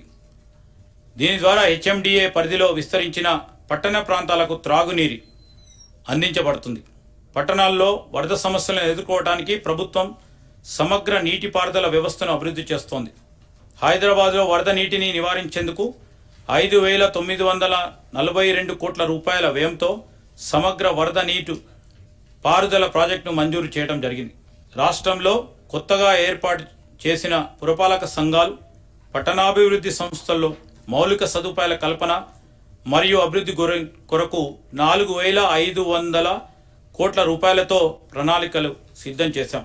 ఈ మొత్తాన్ని వచ్చే 3 ఏళ్లలో ఖర్చు చేసి వాటికి కావాల్సిన సౌకర్యాలు కల్పిస్తాం. ఫ్యూచర్ సిటీ రాష్ట్రానికే కాదు దేశానికే తలమానికంగా ఉండే మొట్టమొదటి నెట్ జీరో ఫ్యూచర్ సిటీని రూపొందించే దశలో ప్రభుత్వం ఉంది. ప్రపంచంలోని అత్యుత్తమ నగరాల్లో పోటీ పడేలా కాలుష్య రహితంగా అత్యంత ఆధునికంగా సకల సదుపాయాల కల్పనతో ఇది రూపొందుతుంది. శ్రీశైలం మరియు నాగార్జున సాగర్ రహదారుల మధ్య 56 గ్రామాల్లో 765 స్క్వేర్ కిలోమీటర్ల విస్తీర్ణంలో ఈ ఫ్యూచర్ సిటీని ఏర్పాటు చేస్తాం. ఈ మెగా అర్బన్ ప్రాజెక్టును పర్యవేక్షించడానికి ఫ్యూచర్ సిటీ డెవలప్మెంట్ అథారిటీని ఏర్పాటు చేస్తాం. ఈ సిటీలో multi modal connectivity, electrical, public transport, green buildings లాంటి ఆధునిక సౌకర్యాలు ఉంటాయి. AI city, pharma hub, sports city, clean energy, innovation zone లాంటివి ఫ్యూచర్ సిటీలో భాగంగా ఉంటాయి. Speed, smart, proactive, efficient and effective delivery mechanism. రాష్ట్ర ప్రభుత్వం ప్రతిష్టాత్మకంగా చేపట్టిన 19 ప్రాజెక్టులను నిర్ణీత వ్యవధిలో పూర్తి చేయడానికి స్పీడ్ పేరుతో వేగవంతంగా సరికొత్త కార్యాచరణకు శ్రీకారం చుట్టింది. నిరంతరం ప్రత్యక్ష పర్యవేక్షణ ద్వారా ఈ ప్రాజెక్టులను పూర్తి చేసి ప్రజలకు అందుబాటులోకి తెస్తాం. వీటిలో Musi river front development, metro rail విస్తరణ, రీజనల్ రింగ్ రోడ్ నిర్మాణం, ఢిల్లీలో తెలంగాణ భవన నిర్మాణం, నూతన ఉస్మానియా ఆసుపత్రి భవన నిర్మాణం మరియు మాదక ద్రవ్యాల నిరోధక వ్యూహాల అమలు మొదలగు ప్రాజెక్టులు ఉన్నాయి. మున్సిపల్ పరిపాలన మరియు పట్టణాభివృద్ధి శాఖకు ఈ బడ్జెట్లో 17,677 కోట్ల రూపాయలు ప్రతిపాదిస్తున్నాం. నీటిపారుదల రంగం పోరాడి తెలంగాణ సాధించుకున్నప్పటికీ కృష్ణా మరియు గోదావరి నీటి కేటాయింపుల్లో మన రాష్ట్రానికి రావాల్సిన న్యాయమైన వాటా గురించి గత ప్రభుత్వ హయాంలో ఎటువంటి కార్యాచరణ చేపట్టలేదు. అంతేకాకుండా కృష్ణా జలాల్లో 811 టీఎంసీలలో 511 టీఎంసీల నీటిని ఆంధ్రప్రదేశ్కు వాడుకోమని గత పాలకులు అధికారికంగా చెప్పారు. ఈ చర్యతో తెలంగాణ రైతాంగానికి తీరని అన్యాయం జరిగింది. మేము మన రాష్ట్రానికి రావాల్సిన నీటి వాటా సాధించుకోవడానికి బ్రిజేష్ కుమార్ ట్రిబ్యునల్ మరియు సహేతుకమైన మరియు గణాంకాలతో కూడిన బలమైన వాదనలను వినిపించాం. మన దిగువ రాష్ట్రమైన ఆంధ్రప్రదేశ్ తక్కువ కేటాయింపుతో ఎక్కువ నీటిని వినియోగిస్తున్న విషయాన్ని ట్రిబ్యునల్ ముందు ఉంచి ఇరు రాష్ట్రాల నీటి వినియోగం ఖచ్చితంగా గుర్తించడానికి మరియు నియంత్రించడానికి టెలిమెట్రీ వ్యవస్థను ఏర్పాటు చేయాలని సూచించాం. మన నీరు దారి మళ్లకుండా అవసరమైతే ఈ టెలిమెట్రీ వ్యవస్థను ఏర్పాటుకు అయ్యే ఖర్చు కూడా భరించేందుకు సంసిద్ధతను వ్యక్తపరిచాం. రాష్ట్రంలోని పెండింగ్ ప్రాజెక్టులన్నీ పూర్తి చేయడానికి ప్రణాళికలు రూపొందించుకొని ప్రాధాన్యతతో క్రమంలో A-B కేటగిరీగా విభజించాం. తక్కువ ఖర్చుతో ఎక్కువ ఆయకట్టును సేద్యంలోకి తీసుకురావాలన్నది ప్రభుత్వ ఉద్దేశం. నల్గొండ, యాదాద్రి భువనగిరి జిల్లాలోని కరువు ప్రభావిత ప్రాంతాలకు నీటిని అందించడానికి వీలుగా ఉదయ సముద్రం బ్రాహ్మణ వెలమల లిఫ్ట్ ఇరిగేషన్ ప్రాజెక్టును ప్రారంభించాం. ఉదయ సముద్రం బ్యాలెన్సింగ్ రిజర్వాయర్ నుండి 6.70 టీఎంసీల నీటిని బ్రాహ్మణ వెలమల బ్యాలెన్సింగ్ రిజర్వాయర్కు లిఫ్ట్ చేయబడుతుంది. ఈ ప్రాజెక్టు ద్వారా 94 గ్రామాల్లో 1,00,000 ఎకరాలకు సాగునీటికి మరియు ఫ్లోరైడ్ సమస్య ఉన్న 107 గ్రామాలకు త్రాగునీటిని అందించబడుతోంది. శ్రీ ఎస్ జైపాల్ రెడ్డి పాలమూరు రంగారెడ్డి ఎత్తిపోతల పథకంలో భాగంగా కేపీ లక్ష్మీదేవి పల్లి రిజర్వాయర్ నిర్మాణాన్ని ప్రభుత్వం సత్వరం చేపడుతుంది. మూసీ ప్రాజెక్టు పరిధిలో బునాదిగాని కాలువ పునరుద్ధరణ పనులకు 266,65 లక్షల రూపాయలతో పాలనాపరమైన అనుమతి ఇవ్వడం జరిగింది. యాదాద్రి జిల్లాలో మూసీ ప్రాజెక్ట్ కింద బునాదిగాని కాలువతో పాటు పిల్లాయిపల్లె, ధర్మారెడ్డిపల్లె కాలువల పునరుద్ధరణకు ఈ నిధులు ఖర్చు చేయాలని నిర్ణయించాం. నీటిపారుదల శాఖకి ఈ బడ్జెట్లో 23,373 కోట్ల రూపాయలు ప్రతిపాదిస్తున్నాం.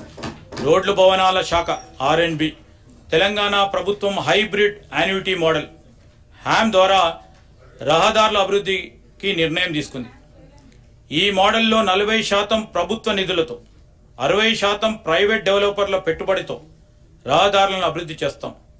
హ్యామ్ మోడల్లో 2028 వరకు 17,000 కిలోమీటర్లు గ్రామీణ రహదారులను సుమారు 28,000 కోట్ల రూపాయల అంచనా వ్యయంతో అభివృద్ధి చేయాలని లక్ష్యంగా పెట్టుకున్నాం.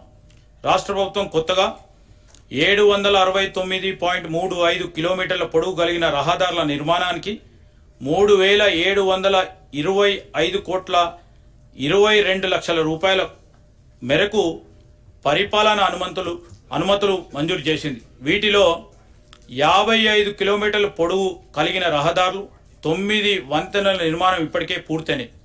రాష్ట్రంలో గ్రామీణ ప్రాంతాల అనుసంధానానికి వీలుగా ప్రతి పంచాయతీకి బీటీ రోడ్ ఉండేలా రోడ్ల నిర్మాణం చేపట్టాం. గ్రామీణ ప్రాంతాల్లో పాడైపోయిన రహదారుల మరమ్మతులు పెద్ద ఎత్తున చేపట్టడం జరిగింది. 12 జిల్లా కేంద్రాల్లో కోర్టు భవన సముదాయాల నిర్మాణానికి 972 కోట్ల రూపాయలతో పాలనాపరమైన అనుమతులు మంజూరు చేశాం. రాష్ట్ర ప్రభుత్వ విశేష కృషి వలన ఎంతో కాలంగా అపరిష్కృతంగా ఉన్న వరంగల్ జిల్లా మామునూరు ఎయిర్పోర్టు నిర్మాణానికి కేంద్ర ప్రభుత్వం అనుమతులు ఇచ్చింది. ఇప్పటికే దీనికి కావాల్సిన 253 ఎకరాల భూసేకరణకు నిధులు మంజూరు చేశాం. హైదరాబాద్ నగరానికి నలువైపుల జాతీయ రహదారి నెట్వర్క్లో ఉన్న లోటును పూడ్చడానికి రీజనల్ రింగ్ రోడ్ ప్రణాళిక రూపొందించబడుతుంది.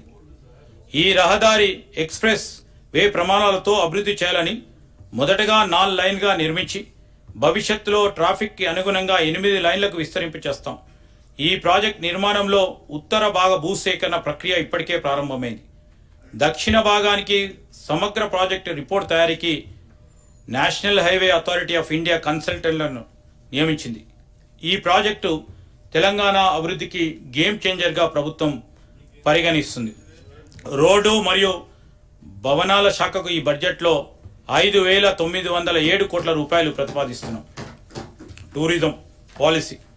తెలంగాణ రాష్ట్రంలో పర్యాటక అభివృద్ధికి ప్రభుత్వం నూతన టూరిజం పాలసీని ఆవిష్కరించింది.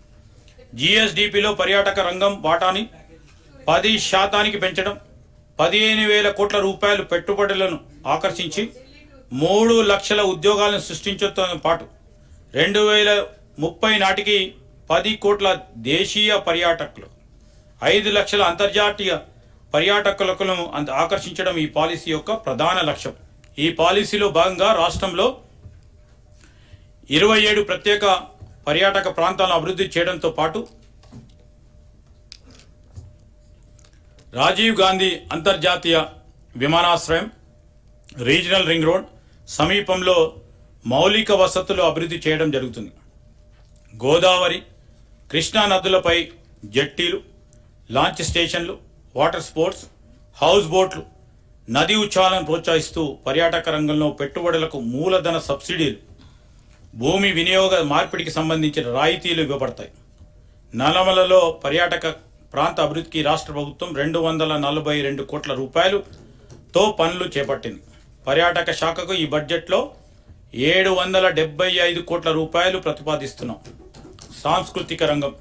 తెలంగాణ ఉద్యమ స్ఫూర్తి రగిలించిన గీతం జయ జయ హే తెలంగాణ జననీ జయకేతనం మన కవి అందేశ్రీ రచించిన ఈ గీతం తెలంగాణ ప్రజల అస్తిత్వానికి, పోరాట దీక్షకి, త్యాగాలకు మరియు విజయాలకు ప్రతీక.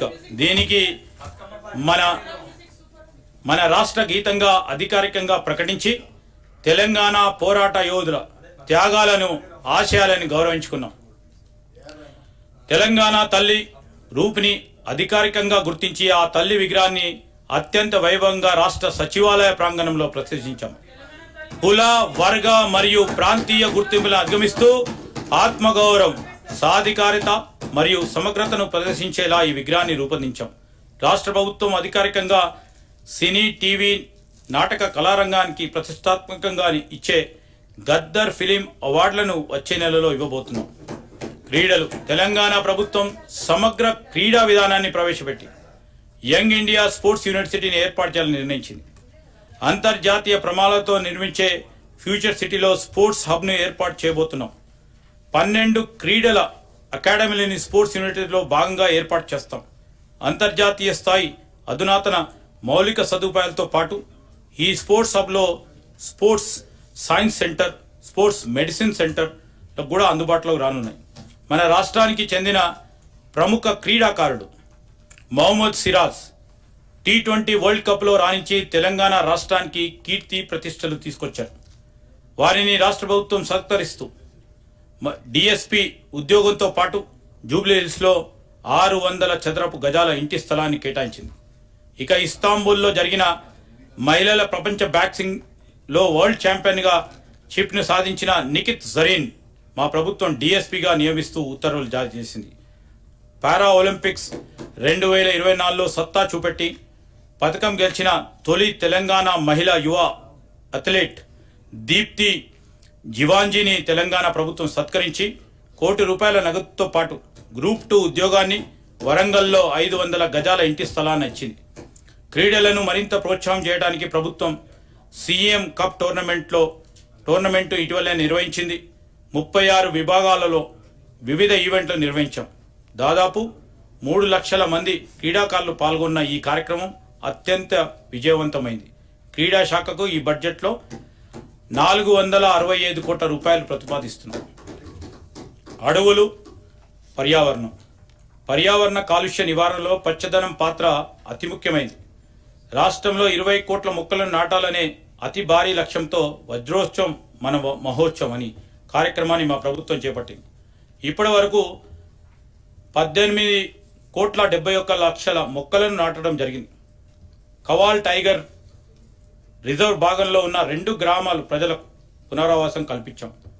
తెలంగాణ అటవీ అభివృద్ధి సంస్థ ఆధ్వర్యంలో అమరాబాద్లో అతిథి గృహాల అభివృద్ధి, సఫారీ సేవలు, ట్రెక్కింగ్ మార్గాలు, సోమశీల వద్ద బోటింగ్ మరియు క్యారవాన్ క్యాంపింగ్ సదుపాయాల కల్పన చేపట్టాం. భవిష్యత్తులో రాష్ట్ర వ్యాప్తంగా 18 ప్రాంతాలను ఏకో టూరిజం కేంద్రాలుగా పర్యావరణం హితం వన్య ప్రాంతాల సంరక్షణ నిబంధనల మేరకు అభివృద్ధి చేస్తాం. తెలంగాణ అటవీ విస్తీర్ణం ప్రస్తుతం 24.05% నుంచి 33% వరకు పెంచేలా జాతీయ అటవీ విధానాల లక్ష్యాలకు అనుగుణంగా ప్రభుత్వం చర్యలు తీసుకుంటుంది. పట్టణీకరణ, పారిశ్రామీకరణ ద్వారా ఏర్పడే కాలుష్య ప్రభావాన్ని తగ్గించేందుకు ప్రకృతి పరిరక్షణలో సమతుల్య అభివృద్ధి అనివార్యమని ప్రభుత్వం గ్రహించి ఆ దిశగా చర్యలు చేపట్టింది. అడవులు మరియు పర్యావరణ శాఖ ఈ బడ్జెట్లో 1,023 కోట్ల రూపాయలు ప్రతిపాదిస్తున్నాం. దేవాదాయ ధర్మాదాయ మా ప్రభుత్వం తెలంగాణ ప్రజల మనోభావాలను గౌరవిస్తూ యాదాద్రిని తిరిగి యాదగిరి గుట్టగా ప్రకటించింది. యాదగిరి గుట్ట దేవాలయ విమాన గోపురానికి మొత్తం 65 కిలోల బంగారంతో తాపడం పనులు పూర్తి చేసి సంప్రోక్షణ మహోత్సవం నిర్వహించాం. తిరుమల తిరుపతి దేవస్థానం బోర్డు తరాల యాదగిరి గుట్ట టెంపుల్ బోర్డును ఏర్పాటు చేస్తున్నాం. మహబూబ్నగర్ జిల్లా అమ్మాపురంలోని కురుమూర్తి దేవాలయం అభివృద్ధిపై రాష్ట్ర ప్రభుత్వం ప్రత్యేక దృష్టి సారించింది. 110 కోట్ల రూపాయలతో ఘాట్ రోడ్ నిర్మాణం, ఇతర అభివృద్ధి పనులు ఇప్పటికే మొదలయ్యాయి. రాష్ట్రంలో ప్రసిద్ధి గాంచిన పుణ్య క్షేత్రమైన బాసర శ్రీ జ్ఞాన సరస్వతి అమ్మవారి ఆలయం ఆధ్వర్యంలో గోదావరి నది హారతి కార్యక్రమాన్ని ప్రారంభించాం. దక్షిణ కాశీగా గుర్తు పొందిన వేములవాడ అభివృద్ధికి ఇప్పటికే 100 కోట్ల రూపాయలు మంజూరు చేశాం. దానికి సంబంధించిన పనులను త్వరితగతిన పూర్తి చేస్తాం. దేవాదాయ శాఖకు ఈ బడ్జెట్లో 190 కోట్ల రూపాయలు ప్రతిపాదిస్తున్నాం. శాంతి భద్రతలు, న్యాయం మరియు చట్ట వ్యవస్థ పరిరక్షణ అనేది రాష్ట్రంలో అభివృద్ధి మరియు సంక్షేమ కార్యక్రమాల అమలుకు అత్యంత ఆవశ్యకం. ప్రభుత్వం ప్రధానంగా టెక్నాలజీ ఆధారిత పోలీసింగ్పై దృష్టి పెట్టి పౌరులకు పారదర్శకంగా మరియు స్నేహపూర్వకంగా వేగవంతమైన మరియు సమర్థవంతమైన సేవలు అందించడానికి అవసరమైన మౌలిక సదుపాయాలను అభివృద్ధి చేస్తుంది.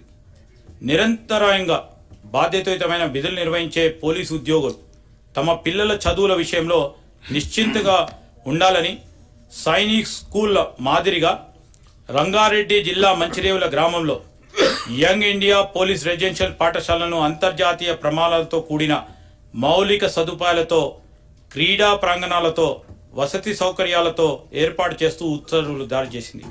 ఈ పాఠశాలలో పోలీస్ పిల్లలతో పాటు పోలీస్ అమరవీరులు, అగ్నిమాపక, ఎక్సైజ్, స్పెషల్ ప్రొటెక్షన్, రైల్ విభాగాల్లో పనిచేసిన వారి పిల్లలకు కూడా ప్రవేశం కల్పిస్తాం. క్షేత్రస్థాయిలో అత్యంత కీలకమైన హోంగార్డుల రోజువారీ వేతనాన్ని 921 రూపాయల నుండి 1000 రూపాయల వరకు పెంచాం. సహజ మరణం లేదా విధి నిర్వహణలో ప్రమాదవశాత్తు మృతి చెందిన హోంగార్డుల కుటుంబాలకి 5 లక్షల రూపాయలకు ఎక్స్గ్రేషియా అందింపజేస్తాం. దీని ద్వారా వారి కుటుంబాలకు ఆర్థిక భరోసా కలుగుతుంది. డ్రగ్స్ రహిత తెలంగాణ సాధించే కార్యాచరణలో భాగంగా రాష్ట్ర ఐటీ డిపార్ట్మెంట్ మరియు తెలంగాణ యాంటీ నార్కోటిక్స్ బ్యూరో భాగస్వామ్యంతో మిత్రా యాప్ను రూపొందించడం జరిగింది. మాదక ద్రవ్యాలను వినియోగించే విద్యార్థులతో కనిపించే ప్రవర్తన లక్షణాలను ప్రాథమిక దశలను గుర్తించేందుకు తల్లిదండ్రులు మరియు ఉపాధ్యాయులకు ఈ యాప్ సహాయం దోహదపడుతుంది. ఇది కృత్రిమ మేధ ఆధారంగా పనిచేస్తుంది. ప్రస్తుతం హైదరాబాద్ పరిసరాల్లో ఉన్న 1000 పాఠశాలలకు దీని ద్వారా సేవలు అందిస్తున్నాం. త్వరలోనే దీనికి రాష్ట్ర వ్యాప్తంగా విస్తరింపజేస్తాం. మాదక ద్రవ్యాల నియంత్రణ విషయంలో మా ప్రభుత్వం అత్యంత కఠినంగా వ్యవహరిస్తుంది. మాదక ద్రవ్యాలకి సంబంధించి నేరాలలో ఉన్నవారు ఏ స్థాయిలో ఉన్నా ఉపేక్షించగా వారిపై ఉక్కుపాదం మోపుతాం. గత ప్రభుత్వ కాలంలో 148 కోట్ల రూపాయల విలువైన మత్తుమందుల జప్తు చేస్తే మాదక ద్రవ్యాల సరఫరాదారులపై కఠిన చర్యలు తీసుకున్నాం. హోంశాఖకు ఈ బడ్జెట్లో 10,188 కోట్ల రూపాయలు ప్రతిపాదించడం జరిగింది.